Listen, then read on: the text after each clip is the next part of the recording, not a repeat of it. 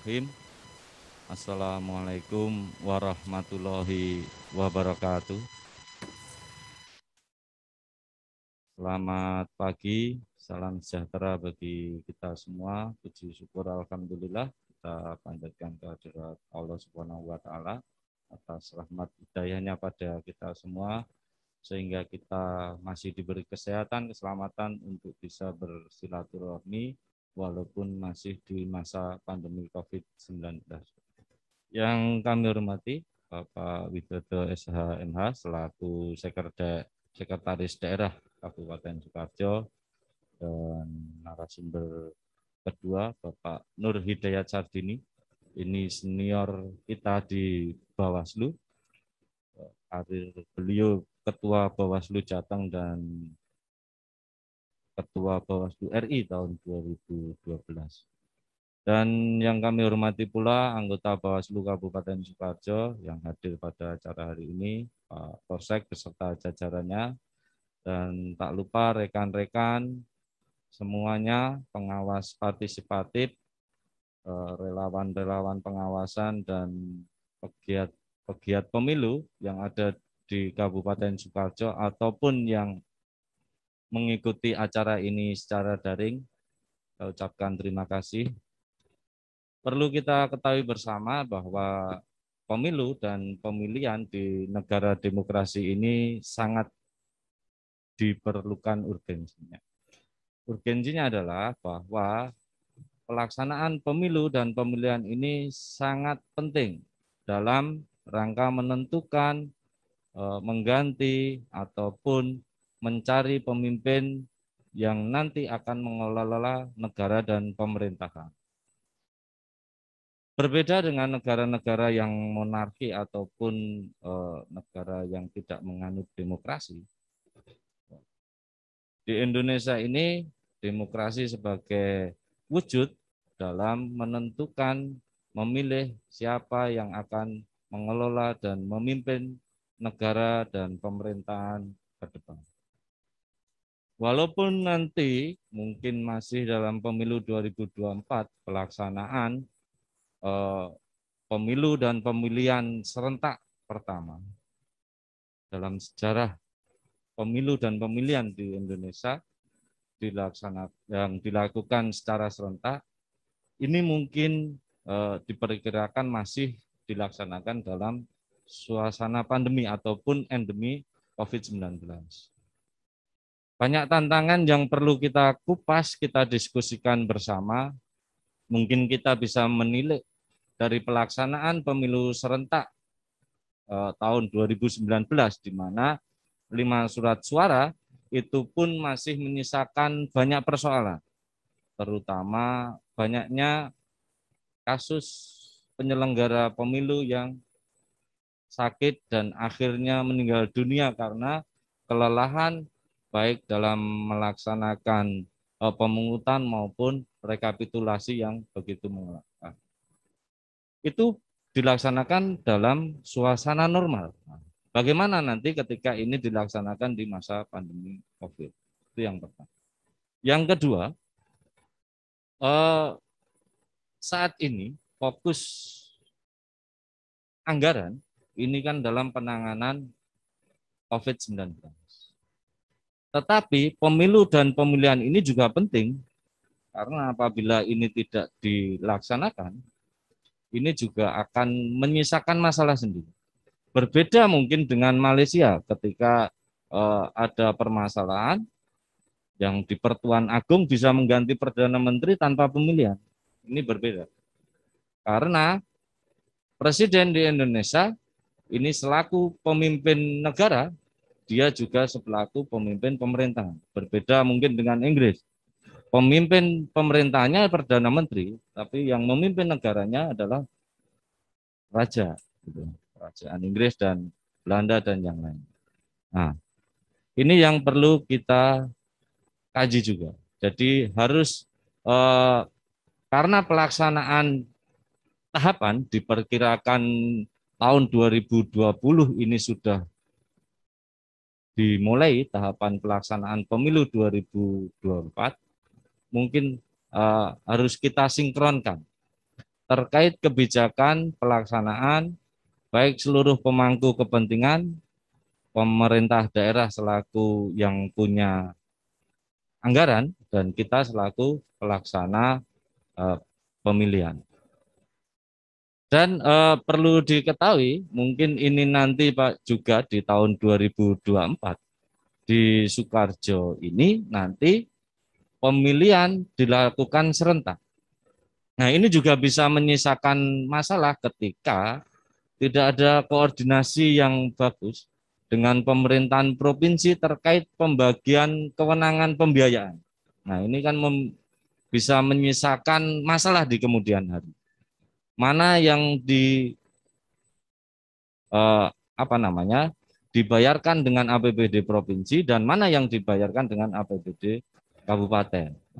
Ini perlu kita diskusikan bersama dan perlu kita kupas juga terkait kemampuan keuangan daerah. Nah, karena kita lihat kalau mungkin yang 7 kabupaten kota yang pernah melaksanakan pemilu gubernur dan pemilu bupati bersamaan, ini mungkin tinggal jalan saja. Tetapi kalau di Sukoharjo ini kan belum pernah pemilu bupati dan pemilu gubernurnya berjalan bersama. Selanjutnya, yang dari sisi teknis sebenarnya terkait dengan pelaksanaan pemilu yang berlanjut, ini kita tidak begitu masalah. Karena Bawaslu, KPU ini sudah berpengalaman dalam pelaksanaan pemilu yang berlanjut dan serentak. Kita ingat di tahun 2018 ketika itu Pilgub, gitu kan, Pilgub belum selesai sudah dilanjutkan dengan pelaksanaan tahapan Pileg Pilpres yang beririsan. Jadi terkait dengan teknis pelaksanaan yang beririsan, saya kira ini tidak begitu menimbulkan permasalahan dari sisi teknis pelaksanaan maupun pengawasan. Yang menjadi permasalahan kemungkinan adalah sisi-sisi non teknis karena hal ini dilaksanakan di masa pandemi COVID ataupun nanti ketika sudah menjadi endemik gitu kan. Ini yang perlu kita koordinasikan. Dan terkait pembatasan-pembatasan, nah ini semoga juga dalam pelaksanaan nanti ini juga perlu semoga sudah mereda gitu ya.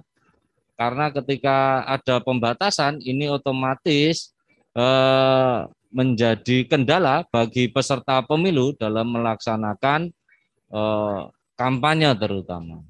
Karena image kita, kampanye ini kan mengumpulkan orang banyak untuk untuk mengetahui visi misi peserta pemilu yang akan berlangsung.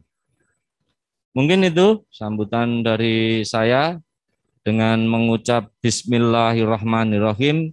Acara webinar pada pagi hari ini saya nyatakan dibuka. Ada kurangnya mohon maaf. Wabillahi taufik walhidayah. Wassalamualaikum warahmatullahi wabarakatuh.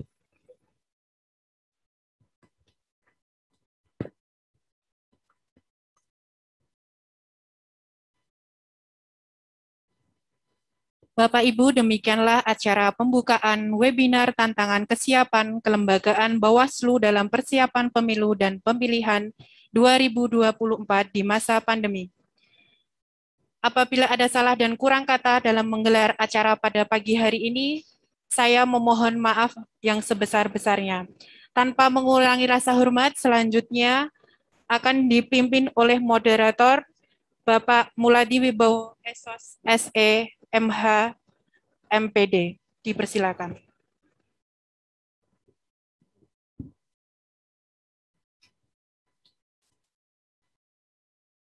Terima kasih. Assalamualaikum warahmatullahi wabarakatuh. Sahabat Bawaslu, pagi hari ini kita berada dalam forum yang mulia, dalam kegiatan webinar pojok pengawasan di Bawaslu Kabupaten Sukoharjo yang akan mendiskusikan terkait dengan tantangan kelembagaan Bawaslu terutama dalam pelaksanaan pemilu dan pemilihan serentak tahun 2024. Bersama kami insya Allah akan hadir 2 orang narasumber ya. Yang pertama Bapak Dr. Nur Hidayat Sardini, Esos MSI. Beliau adalah dosen FISIP Undip ya, Semarang. Dalam hal ini akan bergabung via Zoom ya.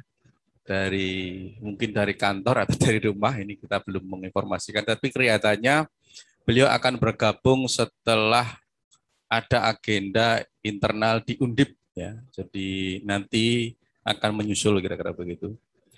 Yang kedua, di samping kiri saya telah hadir Bapak Widodo SHMH, Sekretaris Daerah Kabupaten Sukoharjo. Pak Widodo sehat?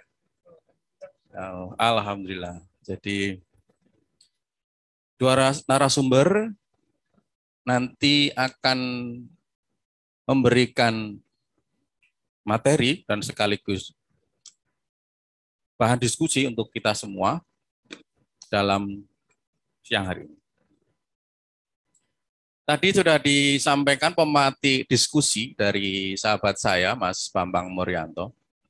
Luar biasa tadi disampaikan terkait dengan problematika kira-kira gitu ya, atau best practice kira-kira begitu ya, dalam pelaksanaan pemilu tahun 2019, khususnya pemilu serentak dengan beberapa problematika. Yang kedua tentu yang tak kalah penting adalah problematika terkait dengan penyediaan budgeting ya, kira-kira begitu yang disampaikan tadi, anggaran baik anggaran yang bersumber dari struktur APBN, anggaran yang bersumber dari APBD provinsi maupun anggaran yang bersumber dari APBD pemerintah daerah, khususnya Pemda Sukoharjo.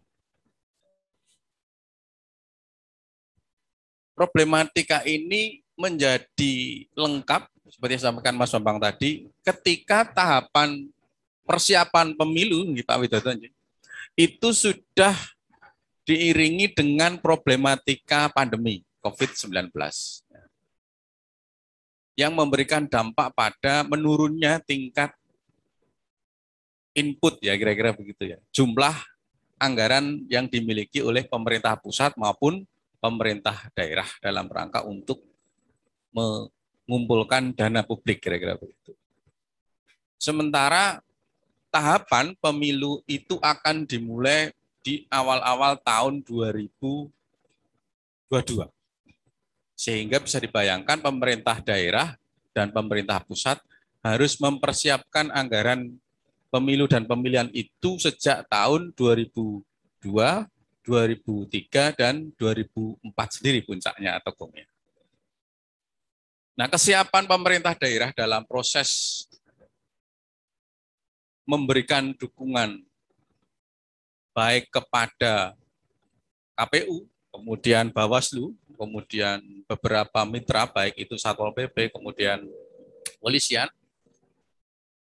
dan pemerintah daerah sendiri, untuk memberikan kesiapan yang lebih baik dalam proses pemilu itu sangat menentukan.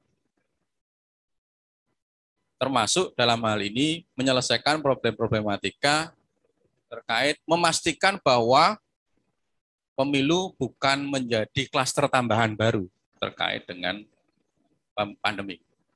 Alhamdulillah di Jawa ini dari 35 kabupaten kota PPKM telah bergeser kira-kira gitu ya.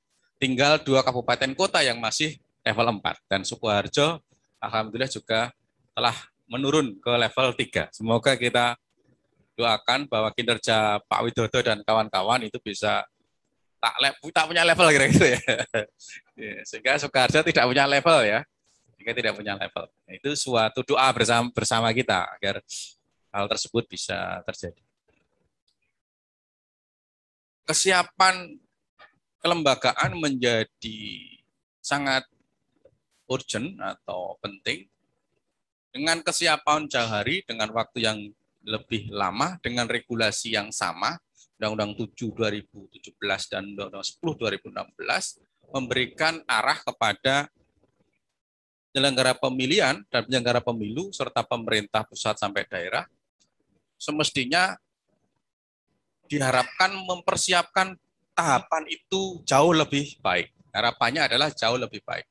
Dan sekaligus memperhatikan best practice dalam proses pemilu tahun 2019. Oleh sebab itu, untuk pertama kali kami persilahkan Pak Widodo SHMH menyampaikan paparan kira-kira 20-30 menit, Pak Wid, barangkali.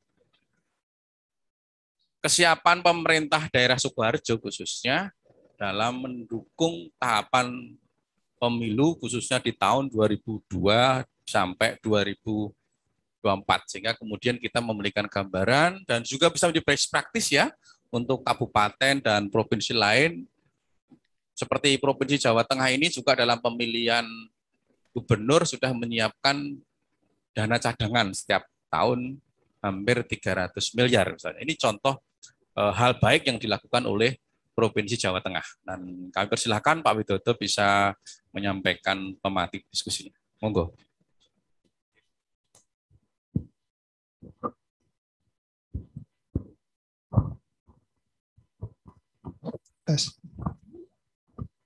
Terima kasih Pak Moderator waktu yang diberikan kepada saya. Yang saya hormati Bapak Ketua Bawaslu Kabupaten Sukoharjo bersama dengan seluruh jajaran. Yang kami hormati Bapak Dr. Nur Hidayat Sardini, dosen Universitas Diponegoro Semarang. Yang saya hormati Bapak dan Ibu, saudara-saudara, peserta webinar pada pagi siang hari ini yang dilaksanakan oleh Bawaslu Sukoharjo. Sebelumnya, Assalamualaikum warahmatullahi wabarakatuh. Salam sehat dan tetap semangat. Sebelum kami menyampaikan materi terkait peran pemerintah Kabupaten Sukoharjo atau peran pemerintah daerah dalam menyongsong pemilu tahun 2024 nanti, perlu kami sampaikan dan kami informasikan kepada Bapak dan Ibu sekalian terkait dengan perkembangan penanganan pandemi COVID-19 di Kabupaten Sukoharjo. Sesuai dengan instruksi Menteri Dalam Negeri nomor 38 tahun 2011, bahwasanya dinyatakan Kabupaten Sukoharjo yang termasuk aglomerasi Solo Raya ini sudah masuki atau penurunan status dari status level 4 menjadi status level 3. Namun demikian, dengan adanya penurunan status ini, jangan sampai kita abai karena mungkin dirasa sudah ada kelonggaran-kelonggaran. Kami sangat berharap kepada seluruh warga Kabupaten Sukoharjo untuk selalu mentaati prokes dengan ketat. Memakai masker, mencuci dengan sabun di air yang mengalir, jaga jarak, menghindari kerumunan, dan membatasi bepergian atau mobilitas. Nah, tentunya saat ini masih berlangsung pandemi COVID-19, tentunya kita harus bisa hidup berdampingan dengan COVID-19. Alhamdulillah, dari hari ke hari adanya evaluasi dari Kementerian Marinvest, bahwasanya untuk kasus real positif di Kabupaten Sukoharjo sudah semakin menurun, kemudian tingkat kematian juga semakin menurun, tingkat hunian atau bor di rumah sakit juga semakin menurun. Nah, tentunya ini perlu partisipasi dan peran serta masyarakat semua dalam rangka untuk mentaati prokes. Kita semua tidak bisa mengetahui kapan pandemi COVID-19 ini akan berakhir. Harapan kami, Bapak dan Ibu sekalian, mari kita bergandeng tangan, bergotong royong dalam rangka untuk penanganan COVID khususnya di Kabupaten Sukoharjo.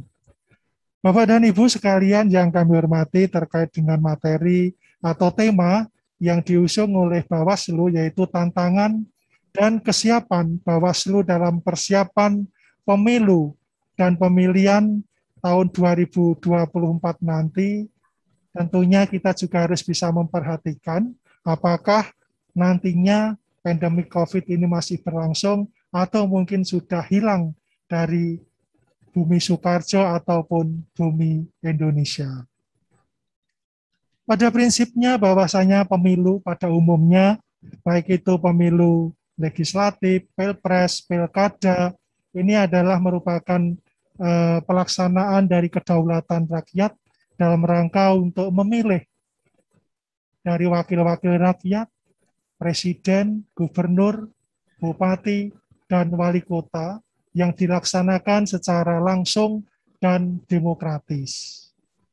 Pemilu secara langsung pada dasarnya adalah merupakan amanat dari pasal 18 Undang-Undang Dasar tahun 1945, khususnya di amandemen yang kedua.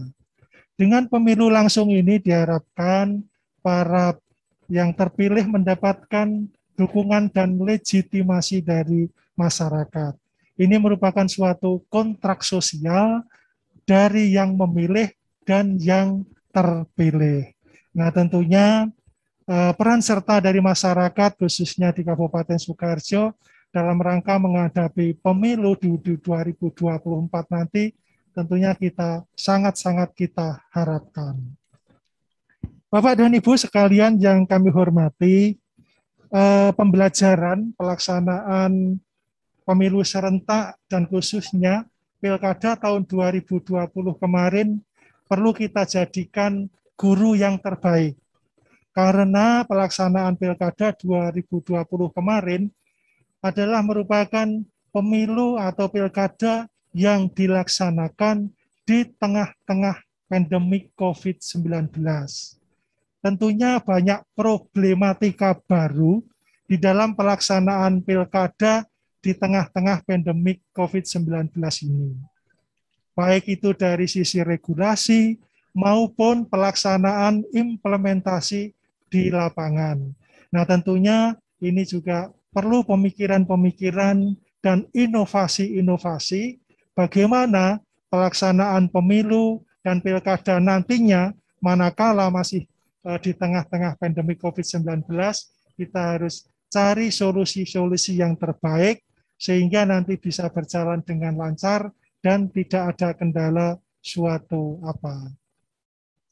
Bapak dan Ibu, peserta webinar yang saya hormati, peran pemerintah Kabupaten Sukoharjo atau peran pemerintah daerah tentunya sangat-sangat mendukung sekali dalam rangka pelaksanaan, baik itu pemilu secara umum, yaitu pemilu legislatif, pemilihan pemilu presiden, maupun pilkada, baik itu di tingkat provinsi maupun di tingkat Kabupaten Sukoharjo. Peran dari pemerintah Kabupaten Sukoharjo khususnya yang sudah tercantum di dalam undang-undang, paling tidak kita harus bisa memfasilitasi. Peran pemerintah daerah adalah memfasilitasi pelaksanaan, kelancaran, ketertiban pelaksanaan pemilu khususnya di daerah. Nah, apa yang dibutuhkan peran Pemda yang ada di situ? Paling tidak kita harus bisa memberikan alokasi anggaran yang cukup. Alokasi anggaran yang cukup tentunya harus mengikuti norma-norma dalam rangka penyusunan anggarannya. Di mana kalau di Kabupaten Sukoharjo ini sudah ada standar satuan belanja, itulah nanti yang akan kita pakai sebagai dasar untuk mengalokasikan anggarannya.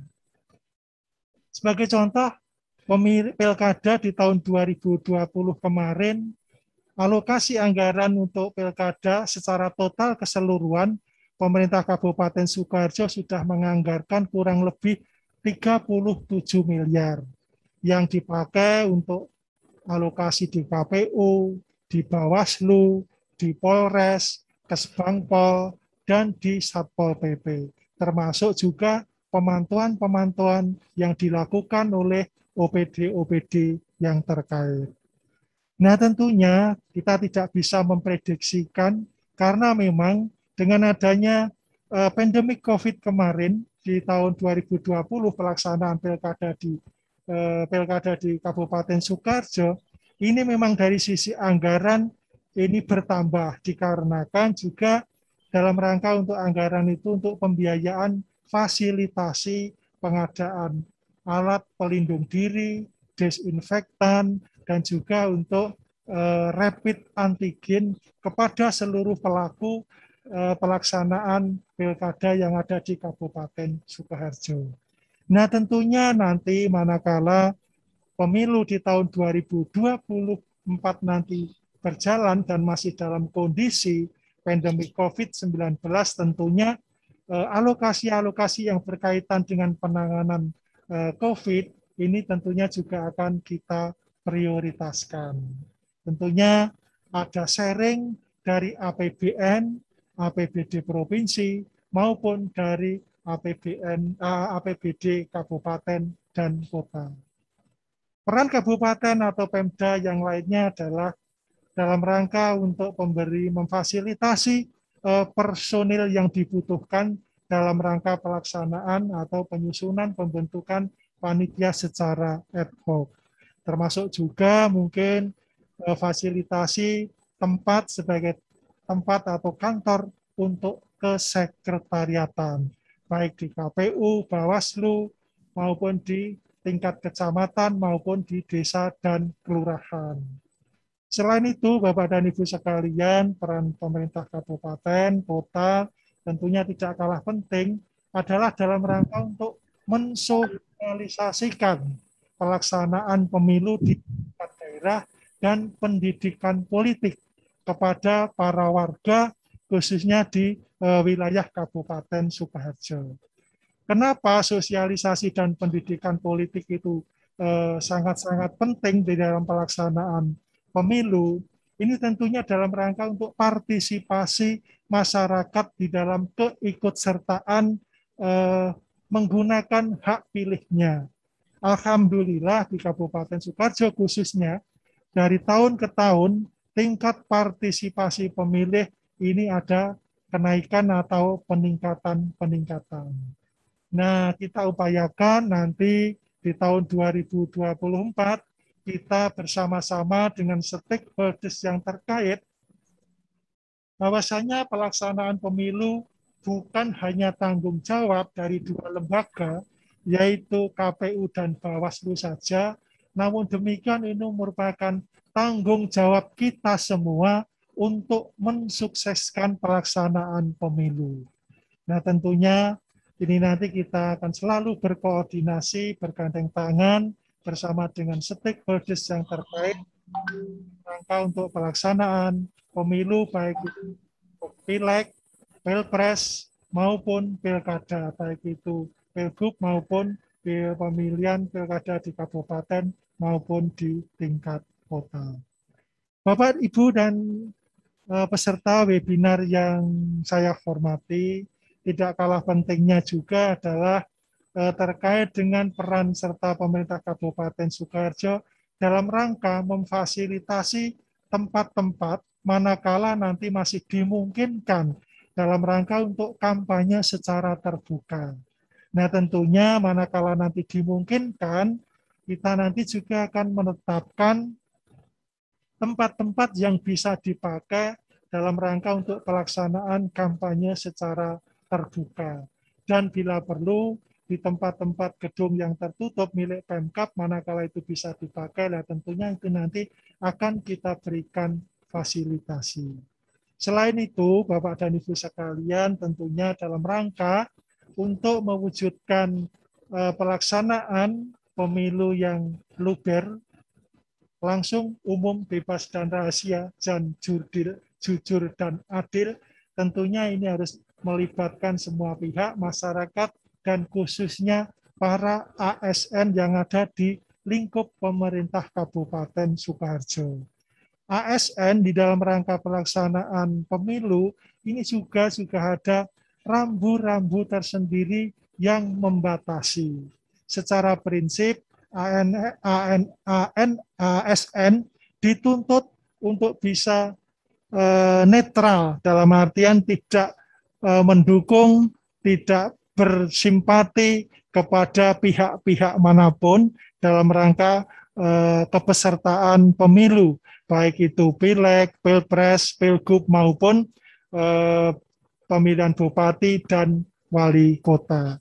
Nah, tentunya dalam rangka netralitas PNS, tentu Bapak Bupati ini nanti akan mengeluarkan kebijakan dari tahun ke tahun, manakala ada pelaksanaan pemilu, ini Bupati mengeluarkan surat edaran terkait dengan netralitas PNS. Bapak dan Ibu peserta webinar yang kami hormati, mungkin itu secara sekilas terkait dengan peran serta pemerintah kabupaten, khususnya di Sukoharjo. Kembali khusus untuk pendanaan, ini sudah ada surat edaran dari Menteri Dalam Negeri, bahwasanya dalam rangka mendukung pelaksanaan pemilu di tahun 2024 nanti, provinsi, kabupaten, kota diharapkan sudah menganggarkan atau menyusun dana cadangan. Nah, di Kabupaten Sukoharjo sendiri, dalam rangka mendukung pendanaan itu, nanti pada mulai tahun 2022 nanti akan kita desain menyusun perda dana cadangan dalam rangka untuk mendukung pelaksanaan pemilu, baik itu pemilihan legislatif, pilpres maupun pilkada. Mungkin itu Bapak dan Ibu sekalian peserta webinar yang dilaksanakan oleh Bawaslu pada pagi siang hari ini.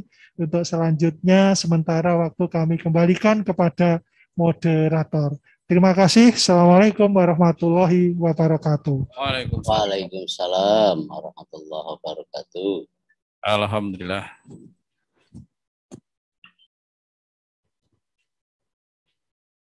Sahabat Bawaslu, demikian tadi kita telah mendengar paparan dari Bapak Widodo. Diskusi webinar ini juga ditayangkan di kanal YouTube Bawaslu Kabupaten Sukoharjo. Dipersilakan untuk berkontribusi, bisa like, ya, komen, share ya. Nanti akan kita tayangkan di kanal kami dan bisa subscribe ya. Harapan kami untuk saling berkontribusi gitu ya. Telah hadir di webinar kita Senior Kanda Nur Hidayat Sardini. Sepertinya sudah masuk di web, kita berikan kesempatan, namun terlebih dahulu perlu saya sampaikan catatan kecil yang disampaikan oleh Pak Widodo tadi, bahwa ada beberapa poin penting ya, mulai dari dukungan anggaran, kemudian khususnya termasuk COVID, kira-kira begitu, kemudian dukungan kelembagaan, dukungan sekretariatan, kemudian dukungan terkait dengan upaya pendidikan politik ya, pendidikan politik dan meningkatkan partisipasi pemilih. Kemudian yang tak kalah penting adalah kesiapan DPRD dan Bupati untuk mempersiapkan perda dana cadangan, kira-kira begitu. Nah, tak kalah penting tentu di sisi Bawaslu sendiri, problem kelembagaan akan menjadi dinamika yang sangat luar biasa dalam mempersiapkan pemilu dan pemilihan tahun 2024. Nah, berdasarkan pengalaman senior kita, Pak NHS lah biasa kita panggil beliau, ya, daripada Pak Nur, orang lebih kenal dengan Pak NHS ya. Selamat siang Pak Nur, Pak Enak. Selamat siang, Prof. Muladi. Ini sesuatu yang membuat saya selalu rumit ya, karena kalau sudah memanggil nama saya itu selalu ingat almarhum Prof. Muladi, senior Pak NHS di Undip. Dalam forum Bawaslu biasanya demikian juga ya. Ini Muladi kecil dan juga sahabat saya ada Muladi tukang becak. Jadi memang ada yang ada yang lo, ada yang under. Terima kasih sudah bergabung Mas NHS dalam diskusi kali ini. Kami persilahkan barangkali beliau ini adalah, tidak perlu saya perkenalkan, tapi garis besarnya saya mengenal beliau sudah cukup lama, sejak beliau menjadi Panwas ya, Panwas di provinsi ya, dalam pemilu, dan kemudian bertemu pertama kalinya di satu acara di Jakarta menjelang seleksi Bawaslu RI pada waktu itu. Beliau mungkin sudah lupa dengan saya pada waktu ketemu ya, tapi saya tidak pernah lupa karena untuk pertama kalinya saya menerima satu kartu nama kecil dari beliau. Kami persilahkan Pak Nur bisa menyampaikan, waktu kira-kira 30 menit. Dipersilahkan. Terlihat Pak Muladi? Ya belum Pak, belum muncul slide-nya. Oh ya sudah. Sudah ya. Mungkin bisa di zoom, di full. Sudah. Ya sudah. Baik. Terima kasih Pak Mul, moderator. Assalamualaikum warahmatullahi wabarakatuh. Selamat siang, salam sejahtera buat Bapak Ibu semua. Yang saya hormati Ketua dan anggota Bawaslu Kabupaten Sukoharjo, yang saya lihat berada di forum ini, yang saya hormati Pak Sekda Kabupaten Sukoharjo, yang saya hormati para partisipan. Saya lihat beberapa nama yang saya kenal, ada Pak Zulkarnaini, Bawaslu Aceh Utara, ada Ketua Bawaslu Kalimantan Barat, Pak Ruhermansyah, ada juga Pak Zamrud Khan dari Sumeneb, dan beberapa nama yang sebagian diantaranya saya mengenalnya. Terima kasih kepada moderator, sekaligus juga kepada Ketua Pak Bambang dan anggota Bawaslu Kabupaten Sukoharjo. Tidak lupa juga ada beberapa anggota Bawaslu di Provinsi Jawa Tengah ya, serta juga Bawaslu Kabupaten Kota di Jawa Tengah. Sekali lagi terima kasih atas kesempatan buat saya untuk menyampaikan beberapa hal yang mudah-mudahan memberi pengkayaan buat kita untuk memahami pelaksanaan atau penyelenggaraan pemilu dan pilkada di 2024. Saya menyampaikan beberapa hal mengenai itu dan saya siapkan melalui bahan presentasi dalam rupa PPT. Mudah-mudahan ini bisa membantu untuk memahami lebih detail soal ini. Nah, tantangan kelembagaan Bawaslu dalam pilkada maupun pemilu 2024 di era pandemi. Nah, Bapak Ibu semua, saya akan larikan persoalan bahasan kita, kapan sebenarnya pandemi COVID ini akan berakhir. Itu penting supaya kita akan memahami di mana posisi pemilu atau pilkada di 2024 yang jadi topik bahasan kita yang utama. Dunia sebenarnya merasa sudah GR ya, sudah memperbesar harapan dirinya ketika 10 pekan terakhir antara bulan Maret sampai dengan Juni, kurva lonjakan kasus itu sudah melandai atau mengalami penurunan, declining gitu ya. Sebagai akibat seperti yang tadi disinggung oleh Pak Ketua Bawaslu dan Pak Sekda terutama, tentu di tingkat lokal ya, adanya penerapan prokes yang lumayan ya, sangat lumayan dibandingkan dengan 1 tahun sebelumnya. Vaksinasi juga sekurang-kurangnya telah menciptakan herd immunity yang cukup signifikan hasilnya. Lalu kebijakan pembatasan mobilitas dan kerumunan sosial itu juga relatif berhasil. Kendati pun di awal-awal agak overacting ya jajaran keamanan, aparat keamanan. Tapi lama-kelamaan sudah normal kembali. Kalau yang lama-lama itu kan kerumunan sedikit disemprot gitu ya, pakai blangwir, sehingga langsung basah kuyup. Tapi tampaknya pemerintah belajar dari apa yang sudah dilakukannya, selain juga mendengarkan protes-protes dari kelompok-kelompok masyarakat yang akhirnya agak manusiawi belakangan ya. Karena pemerintah menyadari sudah tidak bisa kasih makan sama rakyatnya, lalu ditunjang oleh keadaan yang memang membuat kelenger semua orang. Akhirnya jadi jauh lebih baik. Saya kira itu patut dihargai upaya pemerintah untuk memastikan bahwa di satu sisi seluruh orang dari kita warga negara untuk menaati prokes, di saat bersamaan juga tidak kehilangan mata pencahariannya. Namun saudara-saudara, pada Juni hingga Juli 2021 ini dia varian Delta ini merebak, terutama dimulai di Inggris, lalu mobilitas orang Inggris dan atau India, lalu nyampelah di negara kita. Di samping coverage area kita terhadap seluruh hal mengenai wilayah kita juga kebobolan. Nah, sehingga sejumlah negara yang berpenghasilan tinggi, negara maju, itu status transisi menuju normal yang pertama itu dalam arti sesungguhnya, itu kemudian balik lagi ke masa-masa profil awal antara Maret 2020 hingga Februari 2021 gitu. Nah, ini yang memang COVID ini ada varian Delta, selain varian-varian lain yang kita kalau menghafalkannya ada kode-kodenya yang pasti tidak perlu kita hafalkan dan tidak terlalu penting untuk kita bahas. Yang penting adalah soal bahwa kita selalu waspada terhadap coronavirus ini.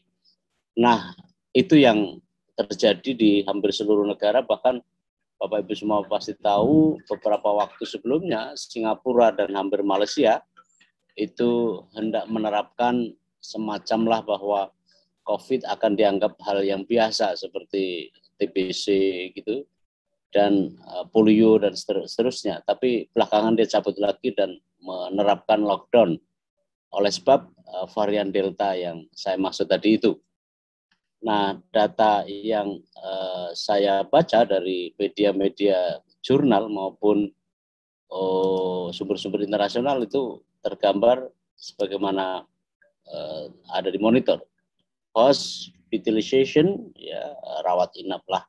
Lalu yang meninggal di sebelah kanan itu menunjukkan ada penurunan antara Januari hingga Maret tahun 2021, itu ya. Yang tampak di situ itu antara Maret sampai dengan 21 ini menurun drastis banget. Ini karena keberhasilan herd immunity dan prokes tadi itu. Tapi kemudian Juli menanjak lagi gitu dan seterusnya yang dirawat inap. Bahkan ini adalah crucial point karena agregat dari jumlah orang yang meninggal ya ini tambah sekali. Ini di sini maksud saya.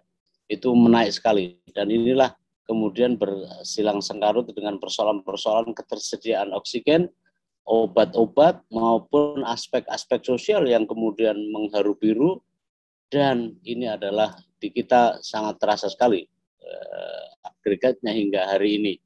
Kendati hari ini seperti yang tadi disinggung oleh Pak Sekda sudah melandai kembali, tetapi sesungguhnya menurut saya belum ada jaminan sama sekali.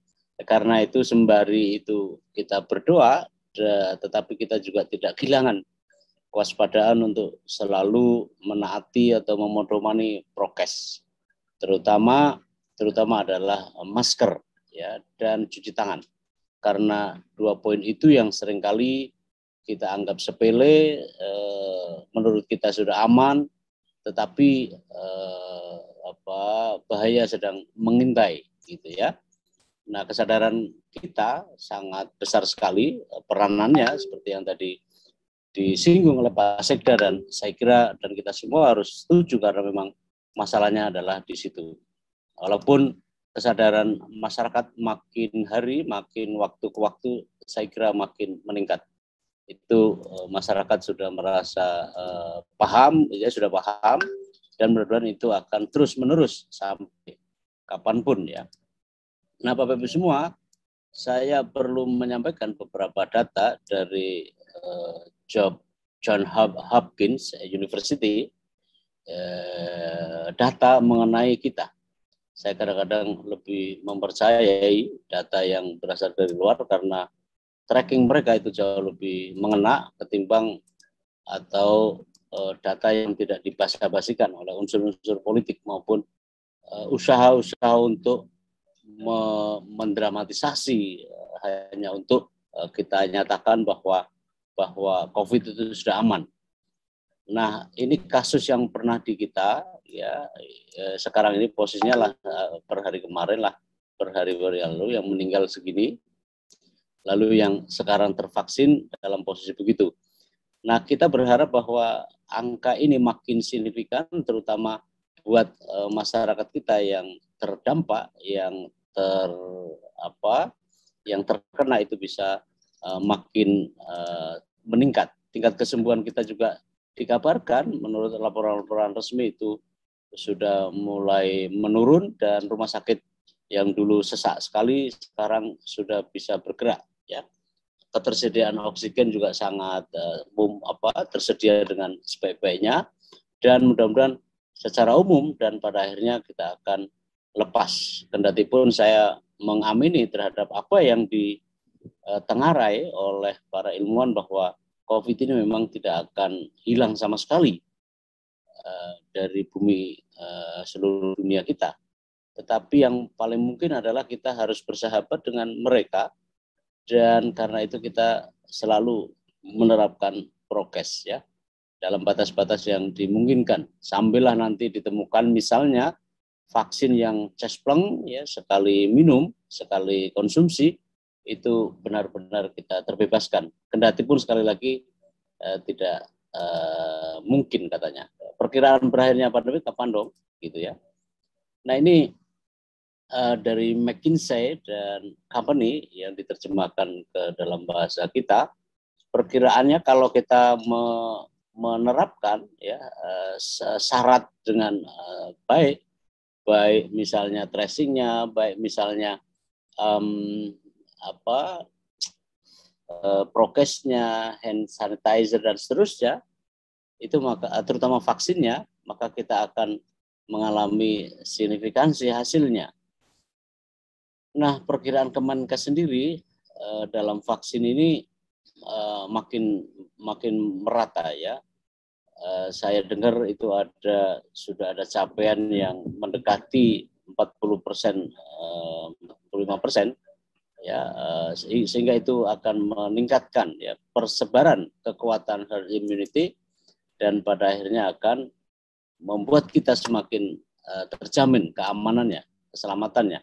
Nah, Direktur WHO yang saya baca di The Guardian Inggris, dia adalah Hans Clark ya, dia adalah Direktur WHO untuk kawasan Eropa. Dia mengatakan bahwa pandemi ini bakal berakhir di awal 2022. Ya, berkat penanganan yang ketat, baik lockdown maupun dan terutama vaksinasi. Ya, jika ini ada kondisionalitasnya, langkah-langkah prokes konsisten dilakukan, dan awal 2022 itu akan membuahkan hasil yang signifikan. Itu optimis. Walaupun pernyataan ini dibuat sebelum 10 bulan yang bikin malapetaka itu. Karena 10 bulan yang itu adalah semua tidak memperkirakan. Ada yang memperkirakan tapi tidak sedrastis itu gejalanya, problemnya. Dia katakan begini, dan ini penting untuk mengukur sejauh mana apakah pemilu 2024 akan masih jadi bagian atau penyelenggaraan di tengah-tengah pandemi COVID. Kendatipun demikian, kata dia, COVID itu sendiri sebenarnya tidak akan lenyap dari bumi, namun hanya berangsur pulih saja. Nantinya ia akan jadi virus-virus seperti TBC, polio, dan lain-lain. COVID-19 sangat mungkin masih ada, kendati tidak besar seperti sekarang, paling kurang hingga 2023, 2024, hingga 2027. Jika vaksin telah tertanam di tubuh manusia, sedunia paling kurang antara 70-80%. Itulah yang namanya herd immunity. Yang penting penerapan prokes dan terutama di tahun-tahun itu cukup konsisten untuk diterapkan. Nah, di sini ada tersurat ialah dia perkirakan hingga 2022 ya, dia 2022 mudah-mudahan bisa terlaksana, optimis. Lalu akhirnya 2024 itu adalah pemilu, agenda pemilu dan pilkada kita, ekstrimnya adalah 2024. Ya, mudah-mudahan kita akan mencapai yang lebih bebas. Tetapi andai kata pun tidak, saya rasa kita sudah siap, gitu ya. Kalau begitu kita harus siapkan kondisi yang terburuk. Kendati pun tidak akan seperti sekarang, tidak akan seperti tahun pertama. Dan berharap bahwa pemerintah masing-masing negara atau seluruh dunia bisa mencapai 70-80% vaksinasi. Tapi lama-lama saya malah jadi kayak petugas kesehatan. Saya padahal diundang untuk jadi narasumber tentang pemilu. Tapi paling enggak dengan itu kita akan punya gambaran. Kalau begitu saya berpikir mendingan kita hadapi dalam kondisi COVID gitu ya. Platform COVID dalam benak pikiran kita harus kita pegang supaya kalau memang seperti itu kita udah siap. Kita masih kondisi standby untuk menerapkan prokes. Nah, itu bagian pertama saya. Nah, Bapak Ibu semua, kita masuk ke apa yang diminta panitia.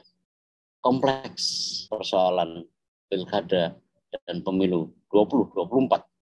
Pertama-tama karena disumbang oleh dua jenis pemilu, sebagaimana pemilu tahun 2019 ialah pemilu legislatif dan pemilu presiden dan wakil presiden. Seperti kita tahu, pemilu saat itu luar biasa hingar-bingarnya. Kondisi masyarakat terbelah jadi dua kubu, ya termasuk sumbernya satu poinnya ada di Sukoharjo, ya Boyolali, yang hingar-bingarnya luar biasa pada waktu itu, yang menghentak antara dua kutub, yang pro di satu sisi dan yang kontra di sisi yang lain terhadap paslon. Ya, maka pemilu pada waktu itu menurut saya sangat hingar-bingar dan agak deg-degan. Kenapa bisa begitu? Karena memang harus kita sadari karena dua paslon akan mengkutub dalam dua blok. Yang blok itu pasti akan keras. Ini kan kelakuannya para politisi kita yang merancang dua paslon saja. Kalau tiga mungkin agak bukan mungkin, pasti akan kendor gitu ya. Jadi yang bikin deg-degan masyarakat itu kan sebenarnya bukan rakyat gitu ya, bukan kita-kita yang tidak punya andil dalam proses pengambilan keputusan, tetapi adalah mereka yang merancang ini semua supaya ya itu ada politik ya lalu dibikin adu domba dan seterusnya lah, termasuk hoax itu menurut saya itu semua rancangan dari mereka yang punya kuasa. Kuasa itu tidak hanya kuasa politik tetapi juga kuasa ekonomi.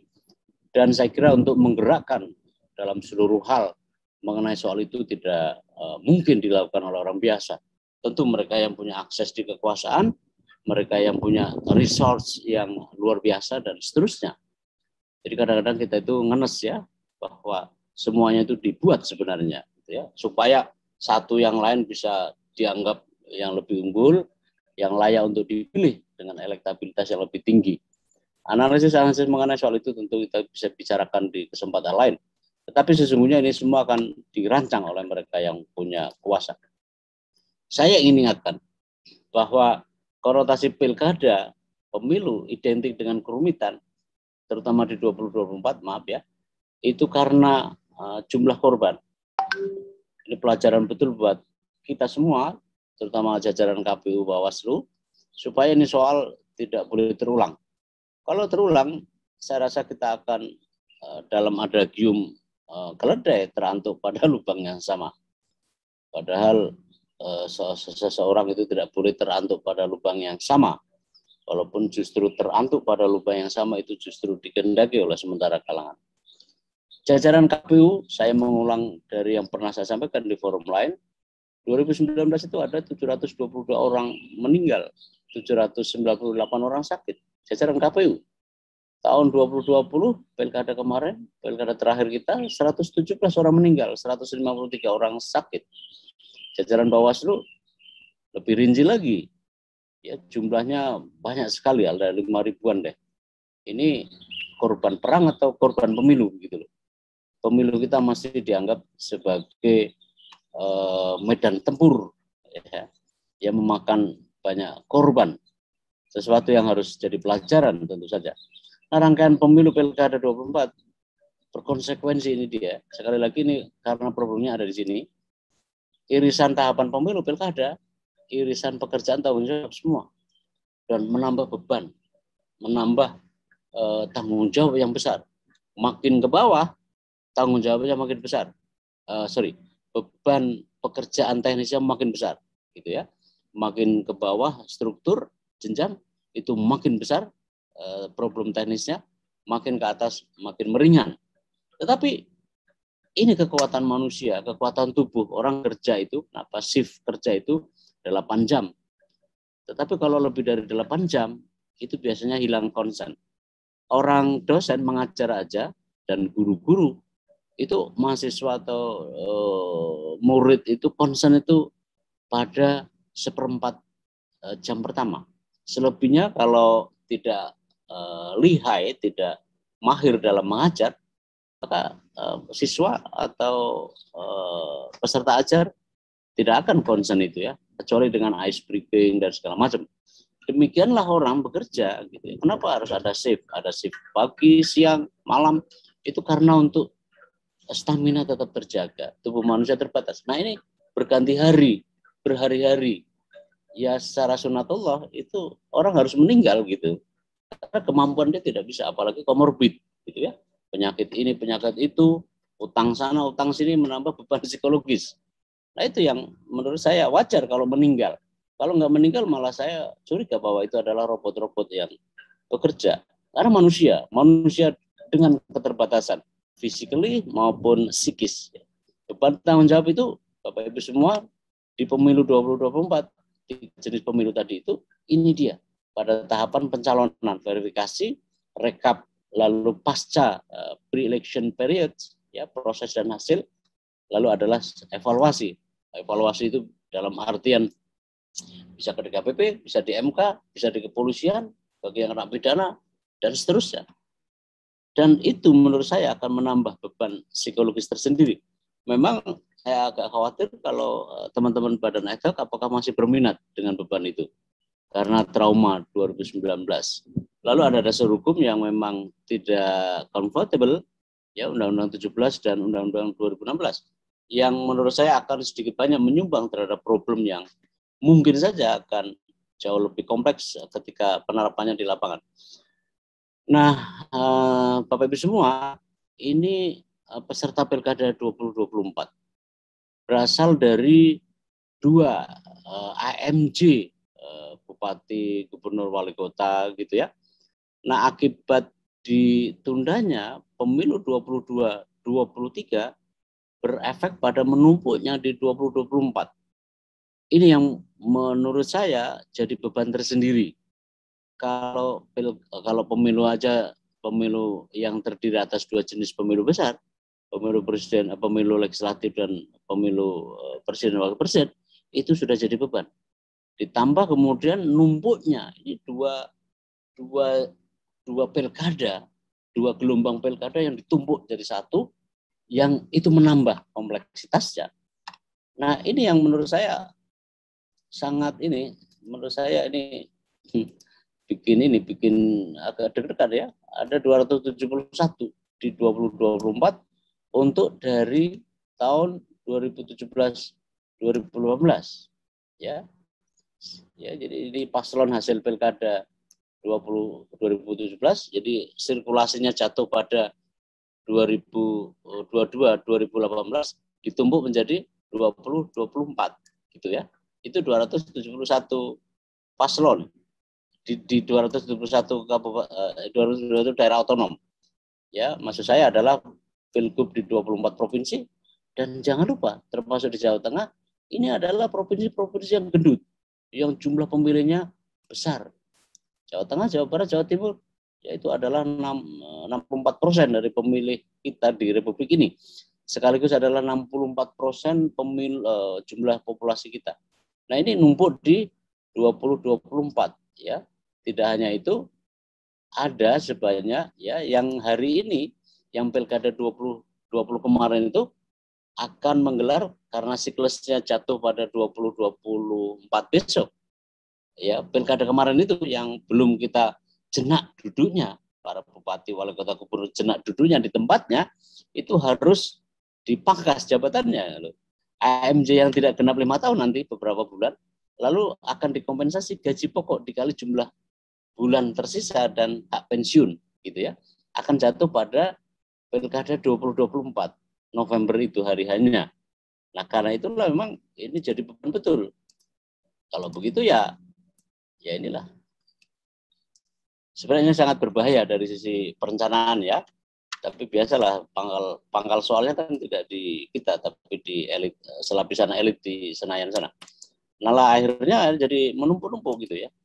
Bayangkan saja ada 541 daerah otonom dalam pilkada ini, belum paslonnya loh ya. Nanti paslonnya bisa dihitung lagi sebanyak-banyak berapa gitu. Dan bayangkan itu kita konsentrasi, proses pemilu belum selesai, pileknya belum selesai, semua tercerai ngurus dirinya sendiri, paslon, caleg dan segala macam. Di saat bersamaan pilpres hingar-bingar gitu.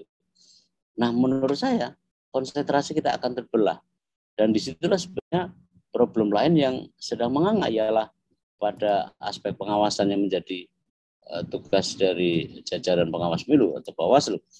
Nah, Bapak Ibu semua, suksesi di tubuh KPU provinsi juga ada. Di 2023 ya, tahun 2023 itu ya, ada 24 satker KPU provinsi, 136 orang berganti sepanjang Mei sampai September. Tahun 2024 ini D tahun 9 satker 42 orang berganti sepanjang Januari, Februari, Maret, Mei dan Oktober. Nah, kalau tahun 2025 enggak usah dipikir. Kenapa sih masalahnya? Nah, ini dia. Pergantian itu kan menimbulkan pasti ekses-ekses yang kadang-kadang tidak kita kehendaki yang kita lihat. Itu di tubuh satker KPU provinsi.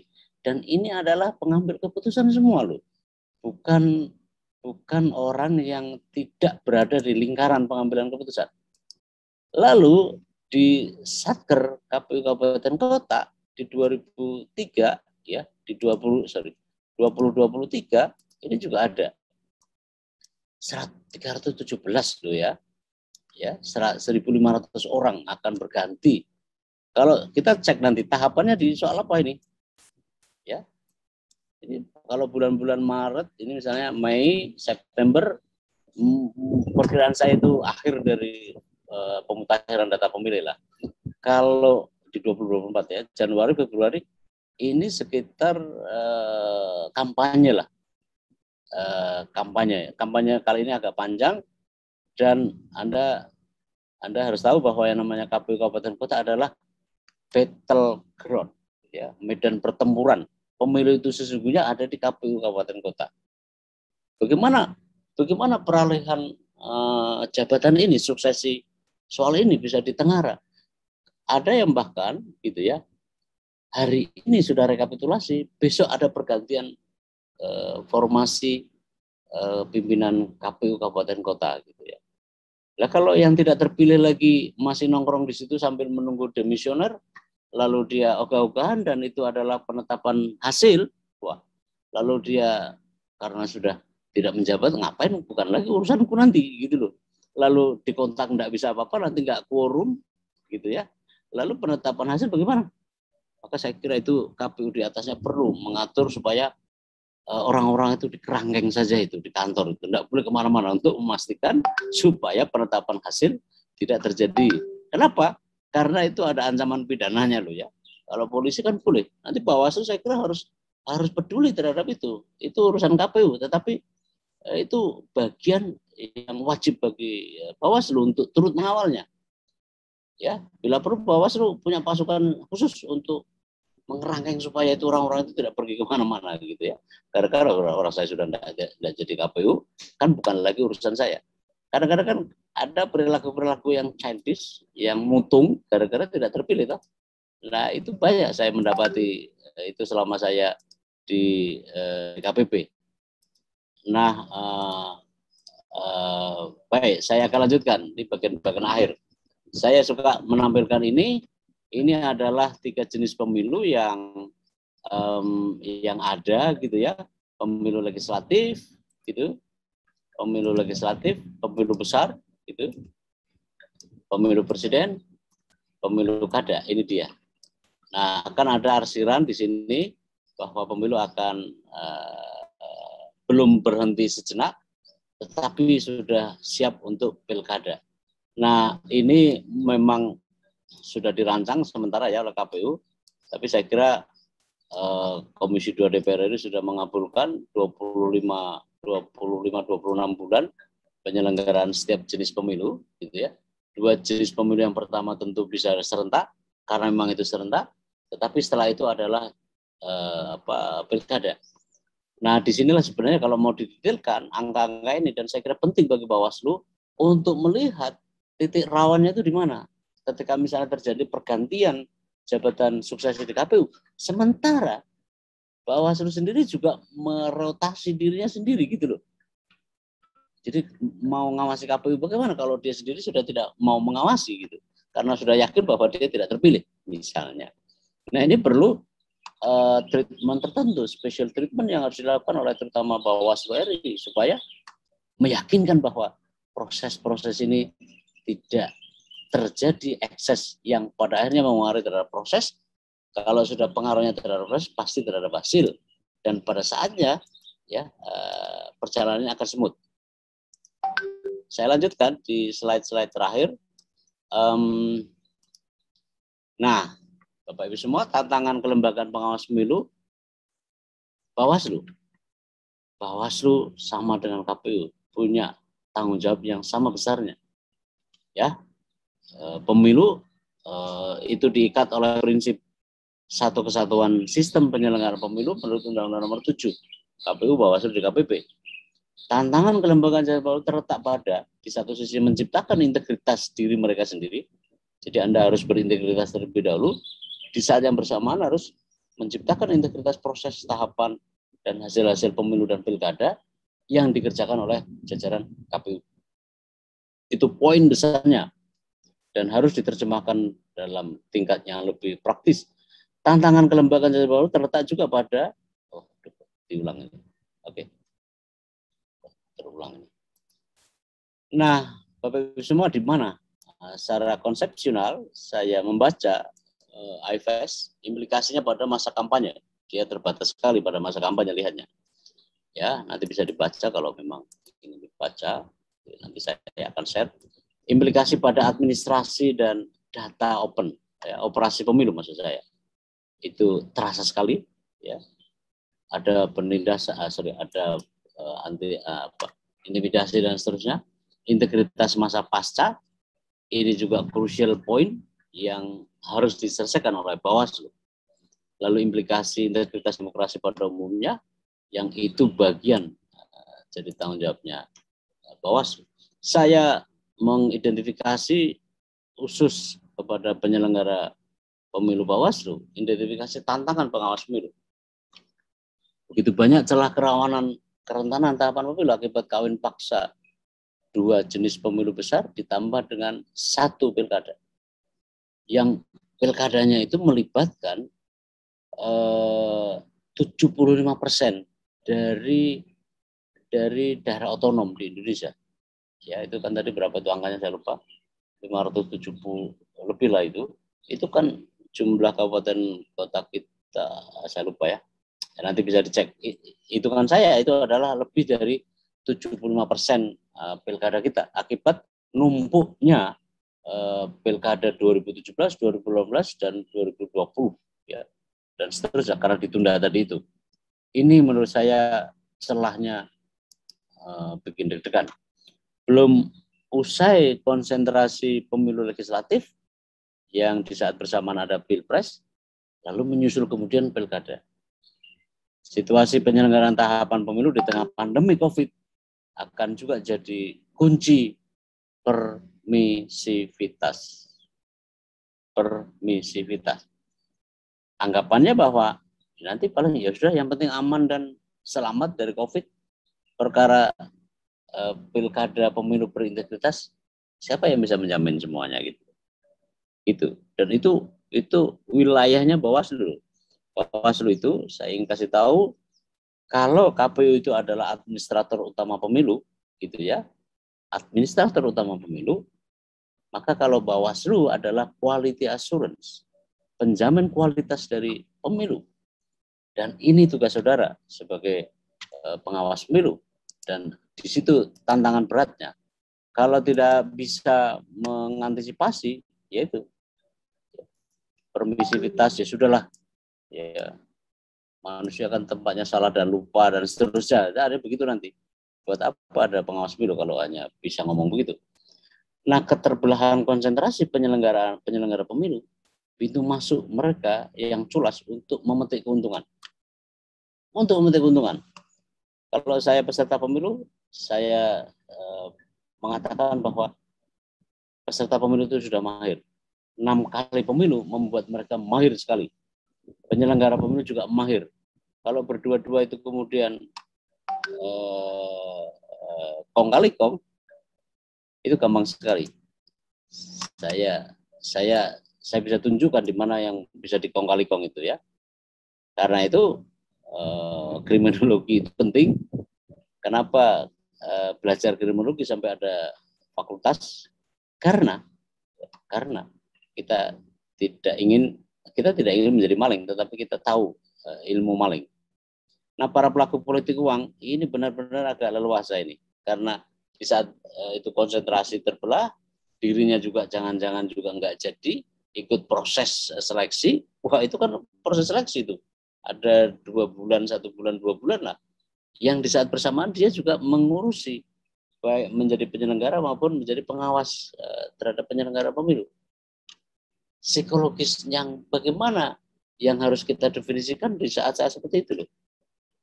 Pergantian pejabat di tengah-tengah tahapan yang berjalan, apalagi kalau tahapan krusial dan paling menentukan adalah tahapan pemungutan suara, rekapitulasi suara di PPK, PPS, dan seterusnya, tergantung jenis pemilunya. Yang jelas ada 3 jenis pemilu tadi. Lalu pergantian, formasi oligarki dan klientelisme melandasi, ya, memberi kekuatan, memberi peluang, hukum, niat, dan kesempatan. Ya, jadi saya ada riset di sebuah kabupaten di Papua. Ketua bupatinya itu petahana adalah mantan ketua KPU setempat.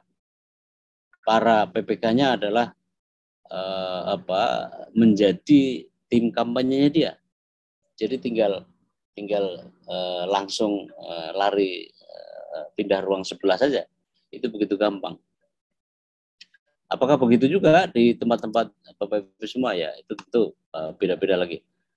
Nah, suksesi kepemimpinan itu menyumbang bagian yang terbesar untuk menciptakan kelengahan, menyumbang beban psikologis yang gagal, namun memiliki kesempatan untuk mengelola. Ini yang berat. Suksesi itu bagian besar untuk menciptakan kelengahan, justru untuk menciptakan kelengahan. Dan kelengahan itu bagaimana mengantisipasinya? Dan akhirnya adalah kerumitan-kerumitan teknik yang ada mendorong sikap permisif, permakluman, dan integritas teknik administrasi akan jadi pertaruhan. Seraya misalnya mengatakan, ya manusia kan tempatnya salah dan lupa, itu human error, tidak sengaja, tidak ada niatan buruk, bukan mens rea, itu malah praktek, fraud, pelanggaran sebagai sesuatu yang dianggap wajar. Itu tantangan besarnya buat Bawaslu. Slide terakhir buat saya Ya, ada slide terakhir.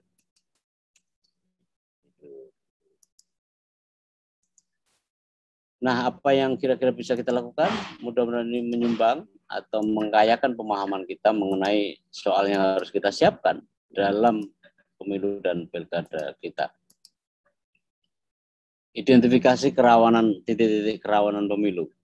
Saya rasa harus lakukan ini, Bawaslu perlu lakukan itu, problem-problem yang lebih detail.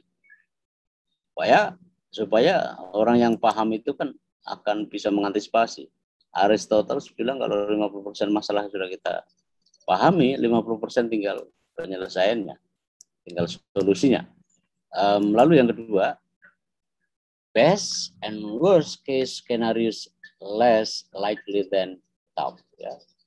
Kurang lebih artinya begini, kita bikin skenario terbaiknya, skenario terburuknya,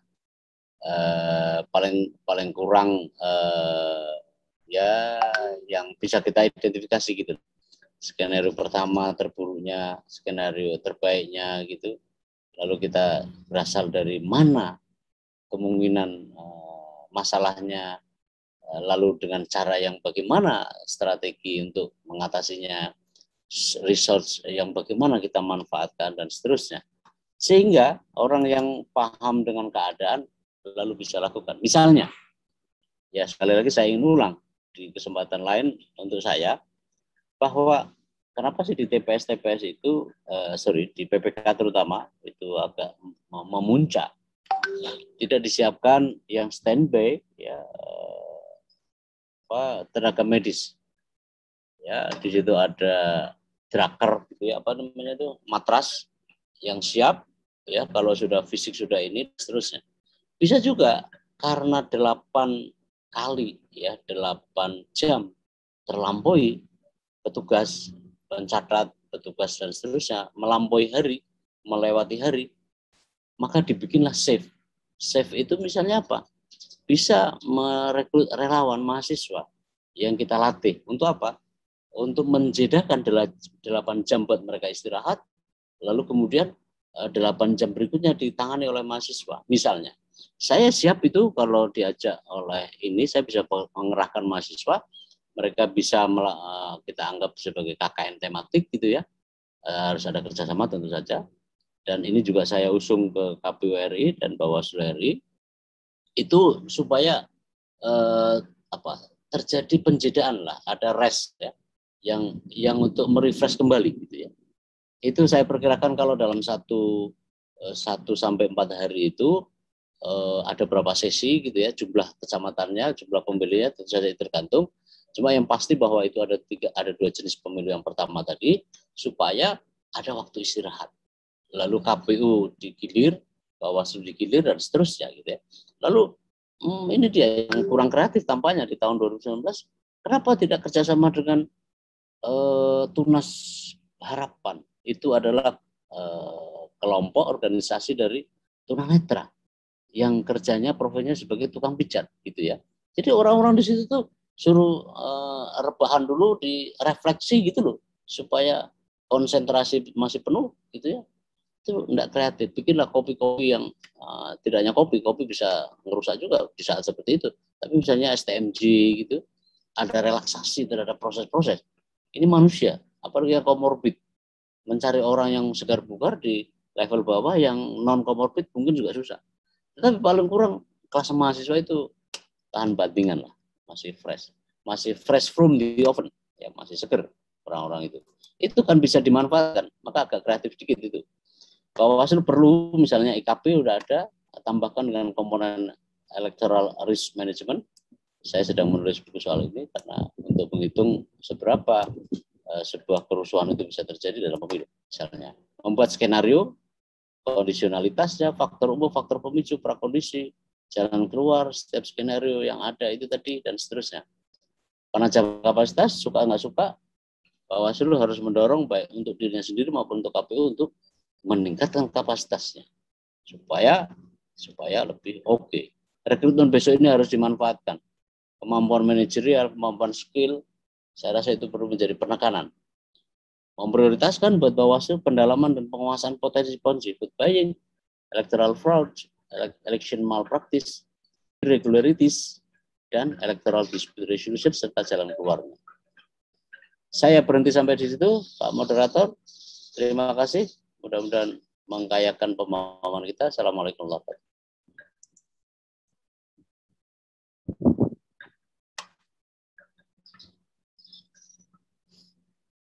Masih termute itu, Pak Moderator.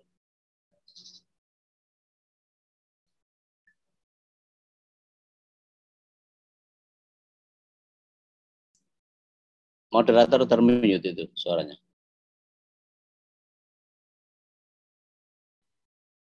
Ya. Terima kasih, sahabat Bawaslu. Kita kembali ke sesi. Kita sudah mendengarkan paparan Pak NHS. Luar biasa tadi, setidaknya ada beberapa problematika. Dan yang terakhir tadi catatan yang luar biasa. Yang menarik tadi adalah skenario ya.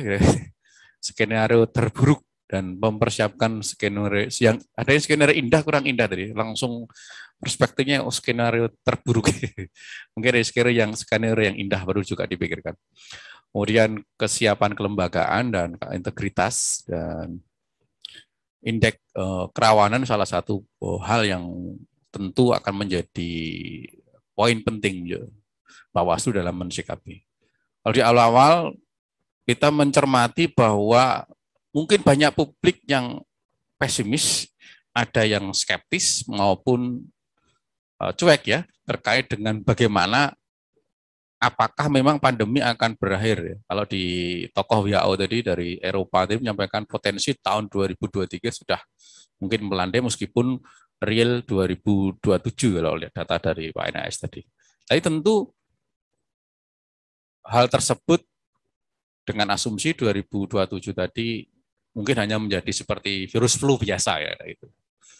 Nah, tetapi catatan penting tadi disampaikan Pak NHS bahwa kita harus prepare, siap bahwa pemilu dan pemilihan 2024 itu dengan pandemi. Kita harus siap pemilu dengan pandemi dengan segala konsekuensinya. Tadi Pak Sekda sudah menyampaikan juga bahwa kesiapan APD merupakan rangkaian sampai dengan persiapan pemilu tahun 2024. Sahabat Bawaslu sekalian yang hadir dalam acara webinar Pojok Pengawasan Bawaslu Kabupaten Sukoharjo, dipersilahkan untuk menyampaikan tanggapan, komen, ya, saran, diskusi, pertanyaan, ya, sanggahan, baik lewat forum chat, ya, atau bertanya secara langsung. Kami persilahkan untuk raise hand, ya. Silahkan Mas operator bisa dilihat adakah dari peserta webinar yang ingin menyampaikan tanggapan, dilihat di forum umum untuk sampaikan raise hand, ataukah di chat ada pertanyaan tertulis dalam proses selama paparan dua narasumber tadi. Bisa dilihat Mas operator yang halo di umum di tampilan full, coba kita lihat.